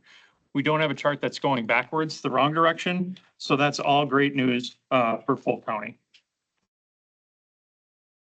And then just a little bit about where we see 25 and 26, 25 finishing up and 26 going forward. We want to continue and leverage our established tools and resources that have already proven effective. So continually communicate and collaborate with the local businesses. I'm constantly out visiting with local businesses to get their input on what they think the county might need or what their needs are, and working with them to offer them more programs. Our Prosper and Polk website will continue that. We'll continue segmented marketing towards specific audiences, whether it's municipal or whether it's the business categories. Some of that is done through newsletters, of course, our social media, and tourism and events. Continued engagement with local municipalities. I'm continually engaged with local municipalities to make sure they're aware of what's happening economically in their area. And then just responding to the inquiries. So like RFIs that come in, those will come directly to me. Businesses that are interested in growing, actually that comes right to me. And if we can respond to an RFI, someone that wants to move a business into that area, I surely do. And then strengthening our communication and marketing initiatives that drive our economic growth. A lot of that will come down to how we handle emerging trends that are highly affecting economic growth, not only in Polk County, but throughout the region, and that's AI. AI is having a profound effect on how everything is done, from teaching to manufacturing. That is something that is going to be on the radar screen definitely for us as we move forward, is how can we offer more tools for people to get up to speed on AI? We can keep those businesses in our area versus going somewhere else. Newer technologies and emerging trends in hiring and manufacturing processes are going to be things that we're going to be focused on. So that is kind of where Polk County is at from an economic standpoint and what we're doing to maintain that growth and continued success. Any questions from anyone?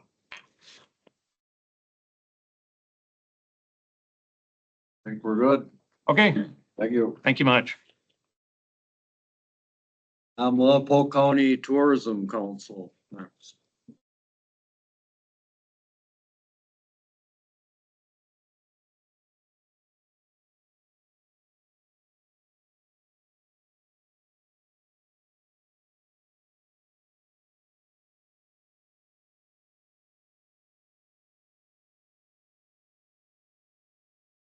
Good morning, everybody. It's good to be back. My name is Brad Bierson, and I am the director for the Polk County Tourism Council. As the official marketing arm for Polk County Tourism, the council is the marketing entity promoting Polk County tourism businesses and our communities. We're proud of the decades of volunteer service our council has provided. We're excited to present the Polk County Tourism Council's progress on our innovative work to strengthen Polk County's economy through tourism. That work focuses on promoting Polk County's abundance and diversity of natural resources. Today, we'd like to give you a quick take on three things. which include an overview of who we are. Then I'll share with you the results of our recently completed 2025 marketing campaign. And finally, I'll share with you our plan to make tourism promotion self-funded enterprise. So first, let me briefly tell you who we are.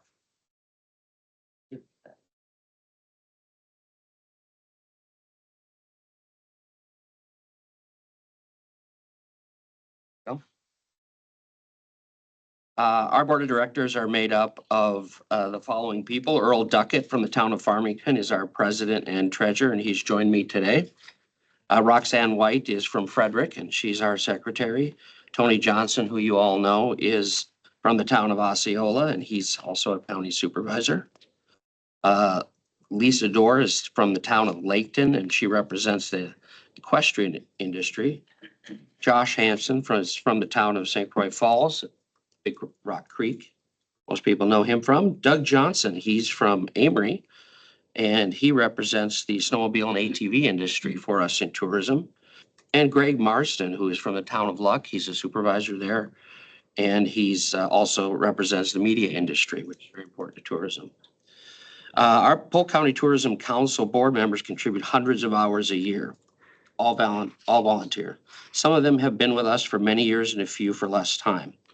Any successful organization owes, at least in part, to the makeup and quality of its board, and we're no different at all in that regard.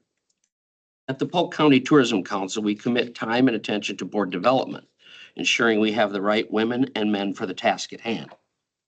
Tourism covers a wide range of interests, and we want to make sure we have board members who represent the range of expertise. Just this year, we were thrilled to add a new member to our board with a heavy background in marketing and business development, Mr. Tyler Norenberg. Tyler is the president and founder of High Gear Labs, where he serves as a fractional chief revenue officer, providing strategic leadership for growth, sales, marketing, and product development. He has over 30 years of experience in senior executive leadership for sales and marketing. He has been a transformative leader in growth strategy across various industries, including software, manufacturing, technology, and professional services. He's a Venture Center Business Advisory Group member at the University of Minnesota and a Vistage founding member in Minneapolis. Not to mention the man behind the mission of Osceola's very successful Brewfest. Everybody. He currently lives on the shore of St. Croix River in Osceola with his wife, and he's an avid outdoors person. There are two major parts of what we do for the residents and business owners of Polk County. One is the operation of the Information Center, and the other is the operation of a direct marketing organization, whereby we actively promote Polk County as a preferred vacation destination through printed and electronic media. We have so much to be proud of with the center. By far the council's best known activity, starting in 1993 with a state of Wisconsin appropriation to design and construct this facility. Our part-time director and one part-time tourism specialist have years of experience and provide in-depth and personalized travel recommendations and materials. We welcome a fascinating range of international, national, regional, and local travelers. In addition, the center features displays for the St. Croix Band of Chippewa, Ice Age Trail, Gandy Dancer Trail, and visitors also find a fine selection of local arts, books, etc. Center staff also participate in and help promote county-wide events such as the River Ramble, the Maple Syrup Tour, and the Earth Arts Tour. Our high-profile location is easy to find in St. Croix Falls at the intersection of State Highways 35 and 8. Highway 8 is a major entry point for millions of travelers coming into Polk County from Minnesota. The center is also the gateway to the 47-mile-long southern segment of the Gandy Dancer State Trail. Bicyclists, joggers, walkers use the Limestone Trail year-round, and depending on the snow base and location, motorized recreational vehicles are allowed for certain specific conditions. A little bit about the staff background. In addition to the Polk County Tourism Council board members that I mentioned a moment ago, we have two staff members who make sure travelers always feel welcome and find the information they need for their visit to Polk County. Together, our part-time director and part-time information specialist have more than 17 years of tourism experience. We interface with the council and funders, develop campaigns and place ads, all while serving on multiple state, regional, county, and local tourism committees. As part of our work at the Information Center, our staff are continuously greeting people, fielding phone and email inquiries, and mailing packets of individualized informational needs. To make sure information stays current, the staff works with partners and vendors to collect and display information in the center and our electronic media. In addition, staff members organize the annual County Tourism Conference, focused on important regional, state, and local issues. Now let's talk a little bit about the second part of what we do, which is to market Polk County as the destination of choice for visitors from outside the county. We promote Polk County to other parts of the state, the region, and the world. One way we make this happen is by the creation of attention-getting marketing campaigns that always start by finding funding, collaborating with residents, volunteers, business owners in the county to get the message out. As you probably know, we recently concluded the most extensive marketing campaign in our 32-year history. It was designed and executed with the goal of increasing tourism and visitor spending in Polk County. The campaign introduced a new brand identity with supporting imagery and assets that resonated strongly with the target demographic. The marketing strategy employed multiple channels, including social media, streaming TV, mobile display advertising, and experiential marketing components. This campaign specifically targeted Twin Cities residents, tracking their engagement and subsequent visits to Polk County through sophisticated foot traffic attribution methodology.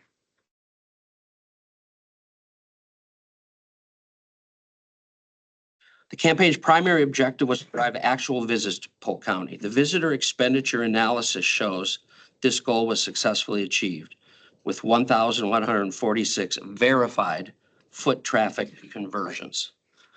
These conversions represent Twin Cities residents who we know were exposed to our campaign advertising and subsequently visited Polk County during the campaign period. We had 3.6 million impressions on our site and 277,000 plus engagements across multiple platforms. The total economic impact of $336,924 came from 85,009 from day trippers and 250,009 from overnight visitors. Our return on investment for the money we put in was $4.55 for every dollar we spent to bring it in. We're proud of that part. The website analytics for our GEM grant funded website redevelopment project revealed impressive results, highlighting the success of our campaign. During the campaign period, we recorded 9,300 active users to our site, with 7,800 of those visiting specifically our targeted the campaign landing page. So we know they saw our ads and they went directly to where we wanted them to go. This dedicated page generated an outstanding 22,900 engagement actions, demonstrating that visitors were not merely passive viewers, but active participant content. The effectiveness of our redesign was further evidenced by consistently low bounce rates across the site. This metric indicates that visitors found the content both relevant and engaging, prompting them to explore multiple pages during their sessions. A key objective of our campaign was to establish Polk County as a desirable destination and enhancing our brand recognition. The high engagement rates and extensive website exploration patterns strongly suggest that we achieved this goal, indicating a robust interest in Polk County as a destination. Our success did not go unnoticed in the Twin Cities media industry. Outfront Media, which is one of the media contractors for the campaign, was so impressed by our results, they decided to compile a case study based on our campaign. This external validation not only confirms our success, but also recognizes the innovative approach we employed, especially considering the impressive outcomes we achieved relative to our modest investment. Our current financial breakdown. 54% of our revenue this year came from Polk County. The remaining 46 of our budget was self-funded through grants and other income. Our recently updated strategic plan has identified a critical need: diversifying our funding model. We recognize that to effectively promote Polk County as a premier travel destination, we must secure additional resources. Our proposed solution is a room tax initiative. To address this need, we developed a plan to fund tourism promotion through a mechanism that taps into the economic contributions of tourists who visit the area. Key points of this plan including implementing a room tax on accommodations, collaborating with cities, towns, and villages within Polk County, demonstrating how municipalities can generate revenue while promoting tourism. This initiative aims to create a sustainable funding model that benefits both the tourism sector and local communities. By leveraging the spending power of visitors through this pass-through tax, we can create a more robust and effective promotional strategy for Polk County. What is a room tax? Many of you know about it, many people don't. Wisconsin state law, specifically statute 66.0615, if you like reading things like that, gives municipalities the authority to impose a room tax on lodging, including short-term rentals.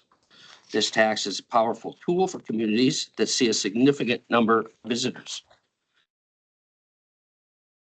State law mandates that a significant portion of the room tax revenue must be used for tourism promotion and development. For small municipalities, this creates a dedicated self-funding marketing program to attract more visitors, which in turn generates more tax revenue. It's a positive feedback loop that allows the community to invest in its own growth. The remaining portion of the tax revenue can be used to fund general municipal services. Tourism can sometimes put a strain on local infrastructure, such as roads, parks, public restrooms. The revenue from the room tax allows the municipality to offset these costs, ensuring that tourists help pay for the services they use, rather than placing the entire burden on local taxpayers. Let's talk about leveling the playing field with traditional lodging industry. A room tax ordinance ensures that short-term rentals pay the same type of a tax as traditional hotels, motels, and bed and breakfasts. This creates a level playing field, preventing an unfair advantage for one type of lodging over another. This is important for the health of the entire local hospitality industry. The Wisconsin right to rent law prevents municipalities from outright banning short-term rentals that are 7 days or longer. However, the law explicitly allows municipalities to enact ordinances to reasonably regulate them. Adopting a tax ordinance is a form of reasonable regulation that acknowledges the existence of STRs and incorporates them into the local economic system.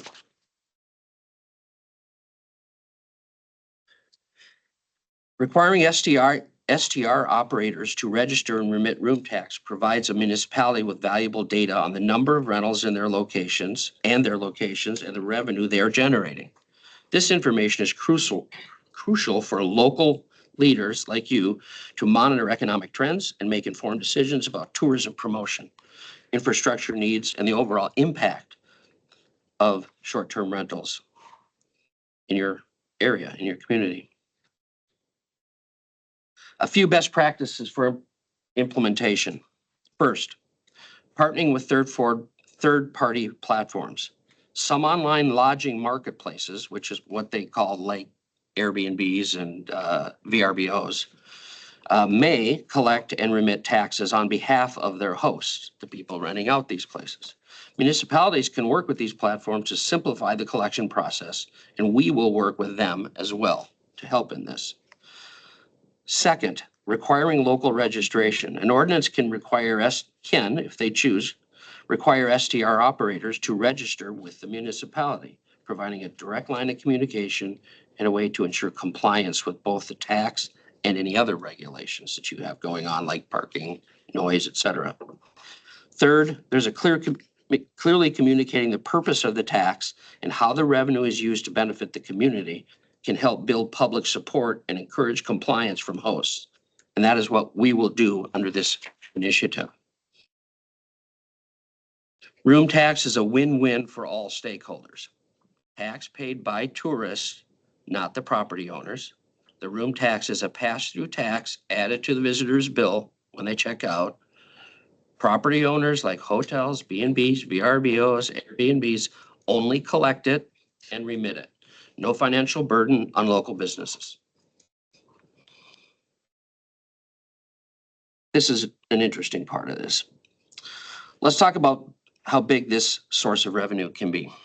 Our research has identified 360 listings representing 295 unique rental units in Polk County right now as of 4 weeks ago. 360 listings. We have been actively promoting all of these online marketplace owners for free because they are tax-paying residents of the county and have a business renting their units to Polk County tourists. That's what we do. This is similar to how we promote the hotels and motels in Polk County, many of which are currently charging their customers a short-term rental tax already. And they're remitting it to their local municipality. What are some of the benefits to this initiative?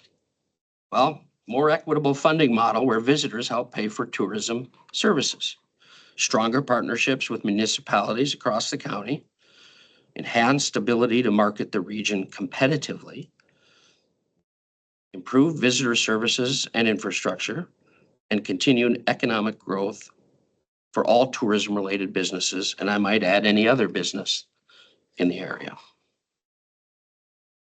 What's in it for the municipalities to even do this? Well, municipalities retain 30% of all room tax revenues generated within their jurisdiction. The remaining 70% funds tourism promotion, creates incentive for municipal participation in the STR ordinance. Economic multiplier effect. Anytime you have increased tourism marketing, that leads to more visitors. More visitors means more spending in the local economy, which benefits the restaurants, retail places everywhere we go already. And that's not to mention that this will lead to increased tax revenue to the county, which will please Mo. We are currently in, there's a 3-phase implementation plan for this. We are currently in phase 1 and have identified 2 cities and 2 villages in Polk County that have a room tax ordinance in place already and are currently receiving revenue streams from them as a municipality. We will reach out and tell them how we can increase the amount of money they're getting now by maximizing the room tax rate available within the state statute. In phase 2, we will target the towns with the highest STR concentrations of qualified rentals that currently have ordinances but haven't implemented them. So we've identified towns and villages that actually have these ordinances in place and are not enforcing them or asking for the money that they should be getting. And then in phase 3, we will support the municipalities with high concentrations of SDR qualified rentals and help them write ordinances so that they can capture this revenue and promote tourism as well. Financial projections with this room tax program. We have carefully researched and calculated the room tax revenue effect on our budget, and it's as follows. You can see from this in 2025, we are now on track to receive under this state statute alone, almost $32,000. And that's money that doesn't come from you guys that we can help to get the word out. In 2026, under our program, that will lead to project to $65,000. And by 27, $85,000, which surpasses the amount that we get from funding from you, and $120,000 in 28 and $150,000 in 29. Let's talk about the Polk County funding to this project. With these numbers in mind, we've also projected that our future funding request to this group for support from Polk County will be with this alternate form of revenue in mind. So we are projecting it to decrease our request to you in the future once this program takes off. And as you can see from the slide, last year we had 75,000. This year we are asking for 105,000 to help launch this program. And we'll return back in 27 to 75,000 and even less in 28 and 29 because we'll have an alternate funding. Now, in front of you is a green packet, a folder. It's hard to see these, but I've on the screen, but if you'll open that up on the left-hand side, you'll see the copy of that spreadsheet. If you want to look at the details of what we spend this money on and how we project it to proceed. The first of these two items in there shows the financial support to us over the past 4 years and look from this body and forward to the next 4 years when we implement this. This shows the sources of all our funds over these periods and the uses of these funds, both actual and projected. If you're like me and learn quicker through graphs and charts, I've included a graph also on the left-hand side of this, of your packet. They're meant to be used together when understanding our request. And here's that graph. These 3 lines represent the amount of room tax forwarded to us starting in 2021, as well as the estimated room tax we project to receive, indicated by the red line, over the next 4 years. So this is both looking back and looking forward. The green line represents the amount of money we've received in support from Polk County over these same time periods. And the blue line at the top represent how much we spend and project to spend as an organization promoting tourism over this same time. You will see that we project to spend more money every year on tourism, which helps our economy here. And the middle line, the green line, shows that we are asking each year as we spend more, are asking this county to give us less because of the red line, which shows us we will be getting more money from a different source. It's just simple math. Okay. So what your support enables today: dedicated staff to work with municipalities on the implementation of our plan, technology for efficient collection and reporting, educational resources for property owners, marketing to increase STR occupancy rate. So we will continue to market so these people with these STRs can get people in there so we can collect this task, be self-funding, and long-term sustainability for Polk County Tourism Council. You've all heard a rising tide lifts all boats. Increased visitor spending generates additional sales tax revenue for the county. Higher property values as tourism economy strengthens, job creation in hospitality and service sectors as well. In conclusion, we're asking you to support our initiative with a temporary increase in funding, which will allow us to maintain the momentum we've gained from our successful spring 2025 campaign as we followed up with a spring of 26 campaign. At the same time, we'll be able to reach out to municipalities throughout Polk County and help them create this new stream of revenue through the Wisconsin Room Tax Program while funding our future tourism campaigns. Anyone have any questions? What room tax are you, what's the percentage that you're basing these figures off of?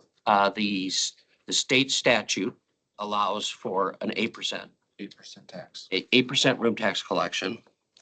We currently have 2 villages and 2 cities that are already collecting it. And believe it or not, none of them are collecting it at the full rate. So, and out of those 4 that are collecting it, for instance, in 2024, the municipalities, which is just 30% of that tax they get to keep to spend on their infrastructure. just for the 4 that are collecting it, added an additional $55,700 to their bottom line budgets, because this statute already exists, it's already being used. And I might add that most of the rest of the state and the municipalities are already figuring this out. For instance, the Eau Claire Visitors Bureau in 2024 had tax revenues of $2,900,000. So the municipalities within their taxing group get to save 30% of that to help their bottom line. If they need to help with their roads or whatever else they need to help with, that's an almost instantaneous source of revenue. We all know how long it takes to get revenue ramped up when we need something. This is already out there. It's not a new tax. The rest of I met with people at the governor's conference who do what I do, and in other parts of the state, they've been using this for years. Tourism funds itself. We just need a little help getting this going here and getting the word out to these municipalities. And you can do that by helping us for this one-time boost to get us the manpower and the tools to get this out and start collecting this money. If you're in an area that maybe a small municipality is trying to get a boat ramp paid for, well, tourists use your boat ramp. Now you've got this 30% these tourists are already paying it. And I don't know about you, but it shocked me when I found out how many STRs are already operating in Polk County. It's a lot. And they're not charging the tax and they're not remitting it because they don't need to. Because their local municipality has not instituted this ordinance. It's just an ordinance. We'll help them construct this. So, any other questions? Thank you for your patience with all the numbers today. All right, we'll have the Polk County Fair Society.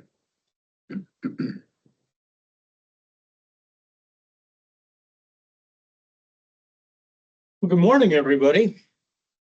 This is the Polk County Fair, and we're going to keep it short and sweet, kind of like the Polk County Fair, full of information and fun. So we have got a couple of different things that we've been doing. We'd like to call out the WATA, the Wisconsin Agricultural Tourism Association. They listed your Polk County Fair as one of the top 5 fairs in the state. Which was kind of cool. We have transitioned a little bit more to doing some direct marketing to bring attention to our fair. We did a small one this year. We sent out an email partnering with some local publications to 30,000 specific individual unique emails. Over 4,500 of them opened it, read it, interacted with it, generated almost 400 clicks to our website and to our ticketing site, and a large percentage of those actually bought tickets through that. We were given a report that said it was more than adequate engagement and traffic.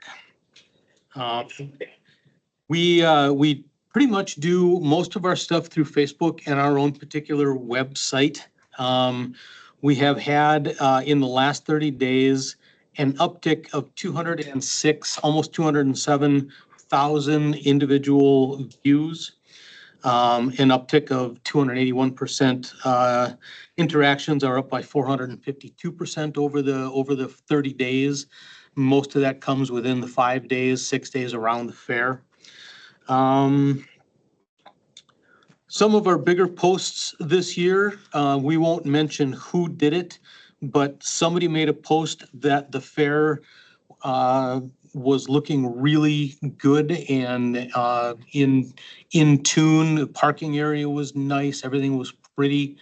Mother Nature decided that perhaps I was being a little sassy and delivered us with a couple of inches of rain and turned everything into soup. But that particular post generated 32, almost 33,000 views. And that was our second highest. The first highest was about the donations that we receive in material and labor, from sawdust to milk, just everything. 35,000 people interacted with that post.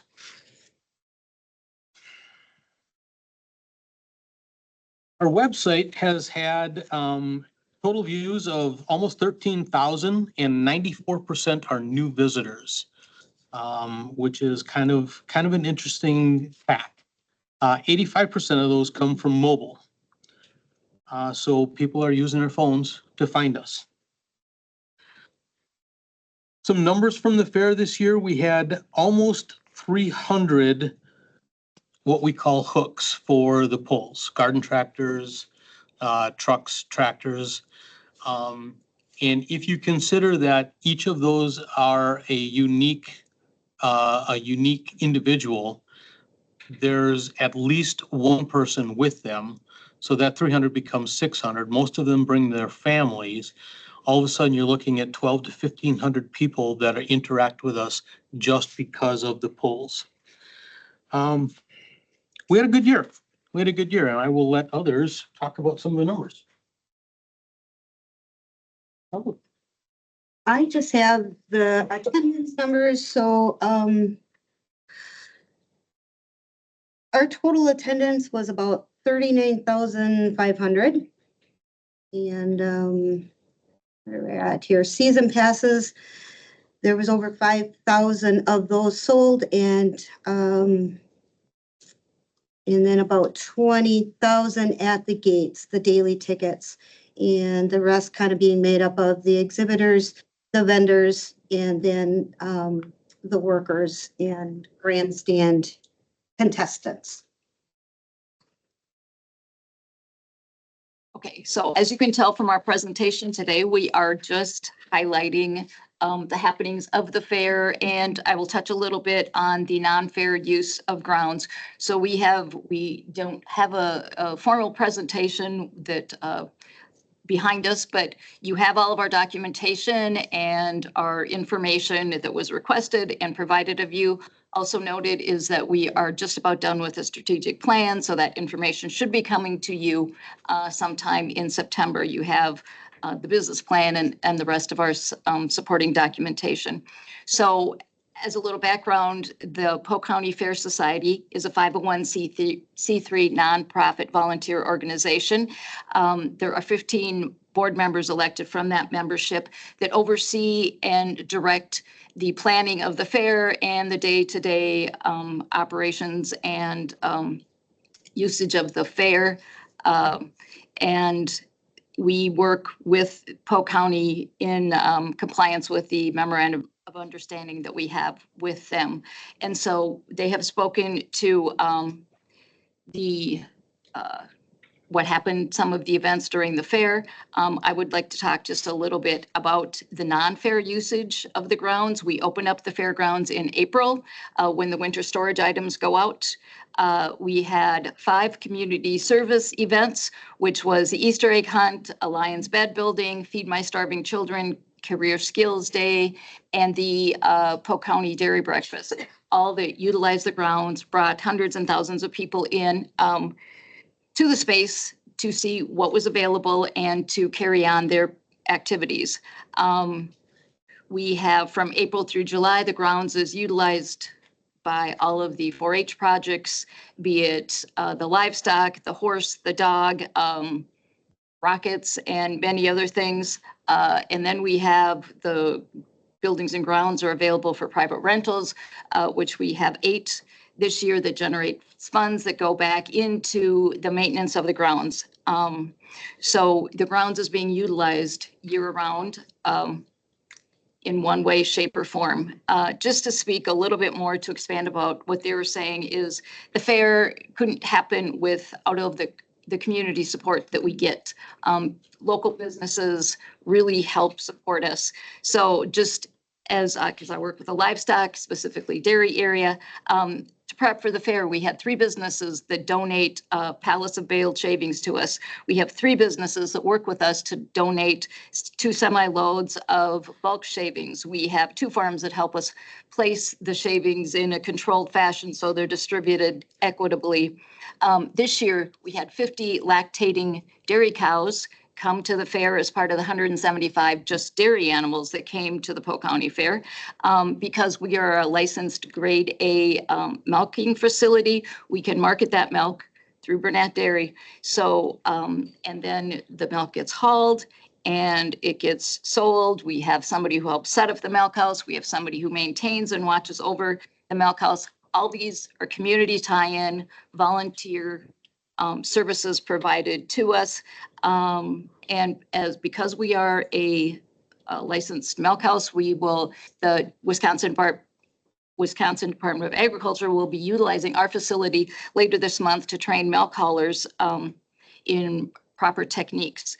So we had, as Chad noted, we had a downfall of rain. We had local business and truckers bring in donated product to help build up our roads, fill in the wet spots, and help us continue on with the fair. So we have tremendous buy-in from the community who support the youth and help us carry on the fair. And I hope that you attended, because not to blow our horn all the time, but Polk County has a quality fair, as Chad stated. The quality of the dairy and the livestock and all of the still life exhibits that are there, really, if you go to some of the other local fairs in the area and you see what the people of Polk County and the people who support the youth in Polk County put forth, it is really something to be proud of. And we say it's 4 or 5 days. It's 4 or 5 days. We spend 360 getting ready for it. This year alone, with just the people that reported, we've had over 22,000 volunteer hours donated to the fair. So congratulations to all of you, because that's a big part of it is you guys coming out to support us. Any questions? Yes, sir.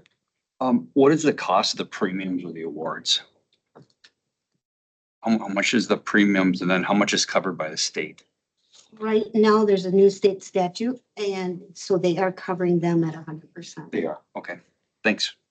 That's what I just want to verify with the experts. Careful. Thanks, folks. Steve? Mr. Chair, as a representative between the county and the fair, I thought I'd make a comment. I just want to thank the Fair Board and Rod Polk for the communication that we have now down there. You can just look at the grounds and see the results. You know, it's gotten so much better. It's like we started out on a ungraded pothole gravel road, and we're running on asphalt now. It was laid last week. So it's really been inspiring to see the change that's happened, and due to them and due to him and the administrator. So just wanted to pass that on. All right, let's have an update on our health fund. Sure. You got a preview of this from Jonathan from CLA, so I'll keep it really short. In the audit report, it was noted that we ended 24 with about $2 million in the health fund. And our goal for 2025 has been to stabilize the decreasing value of the health fund. I think this committee knows that slight modification to what Jonathan said. We were planning to spend down the health fund, but then we had some high cost claimants that helped us do that really a lot quicker than we were intending to have happen. The good news is some of those high cost claimants are no longer on the plan. And for 2025, we're actually doing a little bit better than we thought with health claims.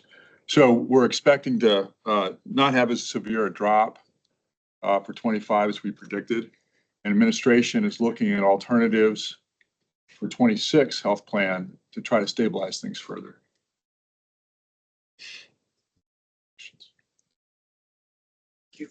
We're good? All right. We'll have a discussion on resolution 2325. Resolution to adopt the master fee schedule, the 2026 budget proposal.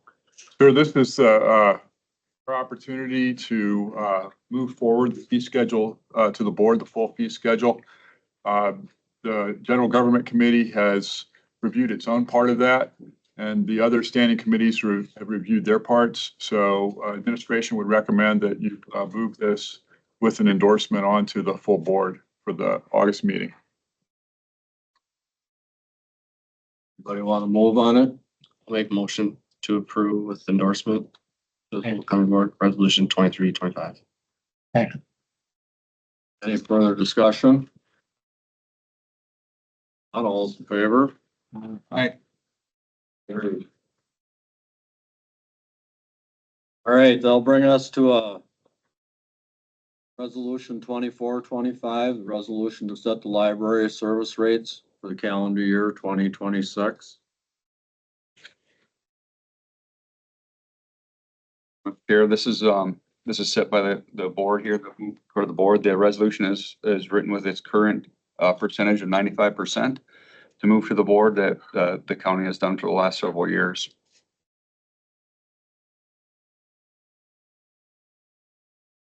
And then the percentage is finalized by the entire board? Correct. Make a motion to approve with recommendation of the board, Resolution 2425. I'll second that. Any further discussion? Not all those in favor? I have one silly No. question because No. Public comments over. We're in session. it's a question. Doesn't matter. We don't take them. Hmm. All those in favor? Aye. Carries. All right, how about resolution 2625, resolution to fix compensation of county board supervisors and citizens committee members commencing April 2026 term. Skip 2025. Yeah. Well, let's go back to that one. Resolution to continue the special charge for recycling. Yes, Mr. Chair, this was a resolution, as the resolution passed last year for the budgeting process was a pilot program for that. This was the special charge for recycling on improved parcels for residential, commercial, and manufacturing parcels only. It's $35 to stabilize and have the recycling program self-funded, and to be able to reallocate those current levy funds for other operations within the county. What was the total timeline, if I could ask? I mean, we looked at this, it was gonna be a year by year deal, but 4 years, 3 years The pilot program was for 1 year. for 1 year, but what's our projection? Are we gonna continue this year after year? It would be until the board decides to change it or reevaluate how that fee could be used. One of the goals would be as if, once we have a major internal equipment and the fund healthy, that then we look at the fees at the recycling center to reduce those fees for Polk County residents. An example of that would be eliminating the fee for mattress drop off, which is $30 now, and look at reduced fees as someone could prove they're a Polk County resident as they're dropping off materials is one of the things, or at a future time, lowering the fee to sustain the operation without overinflating the fund.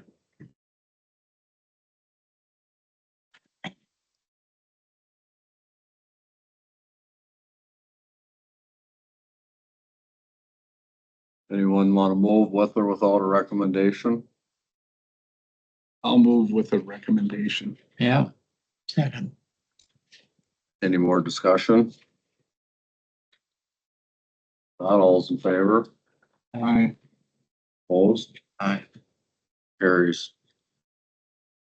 All right, now we're at the 2625. Compensation.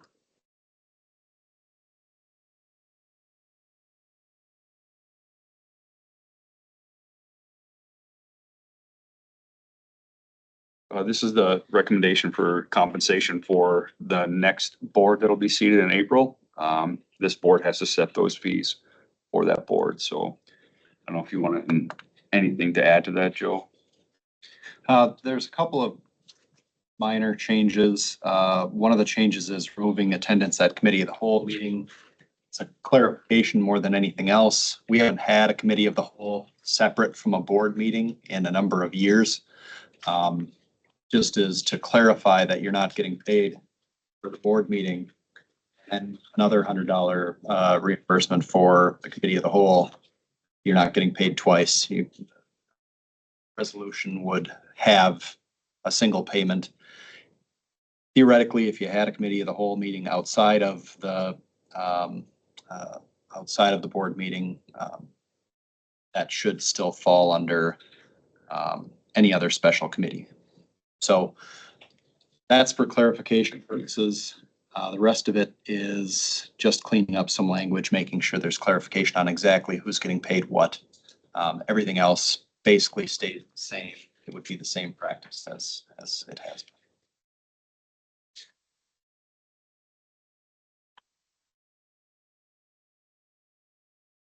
What's your pleasure on this one? Make a motion to approve of recommendation. Second. Any discussion? Favor? Aye. Motion carries. Well, Will these all be under the consent agenda for the county board, or will these have? no, I think they'd be standalone. They'd be standalone unless specified at this committee for recommendations. So they'd be standalone for discussion at the county board. All right, we'll have the administrators update. Yes, Mr. Chair, just a few things. Sales tax for July was up 33% and 11.4% overall, which puts us right now 304K above last year. Equalized preliminary numbers have been released for 2025. Equalized value for the county was up 9%. Net new construction was up 1.47%. Some of those numbers will be solidified here August 15th and some in September, so they're ongoing numbers. Public Works and Highway projects continue with 2 bridges being completed, one on 357th Avenue, one on County Road W over Mackenzie Creek. The Clam Falls Dam, they have engineers coming up next week. They are set to close to set a crane on the bridge Monday the 18th through Wednesday, so they'll continue to look at that. Treatment court has a graduation coming up September 5th. Treatment court starts at 9 o'clock. The graduation will be after that, approximately at 10 o'clock. So I encourage all to go there. GAM has an open house on September 4th for their new hospice suite. That's in partnership with the Adore Home Health and Hospice thing. So GAM is pretty proud about that. So they'll be providing extra care there. And right now, the pre-construction meeting for the grandstand project with our Public Works Director is set for August 15th, this Friday. So that project will start getting off the ground and get some schedules going on that. So that is all I have for a report this time. Anyone have questions, comments? I don't think we're negotiating today, are we, with WPPA? No, sir. On the meeting date. If you'd like to join us, members of the committee, you're welcome to come the morning of August 25th when we'll commence negotiation with the deputies union and the sergeants union. So please let me know if you're interested in attending. Russ, as you appointed at a previous meeting, will be leading the negotiations.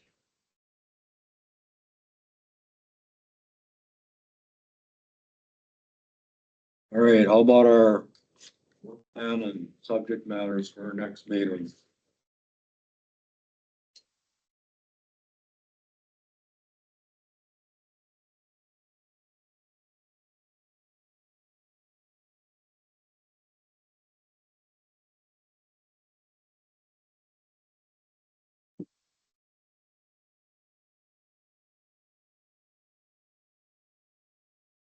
You have anything?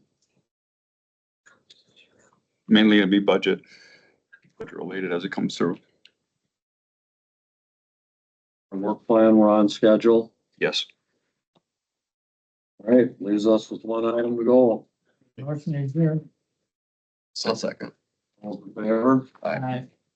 And adjourned at 10:47. 9. So.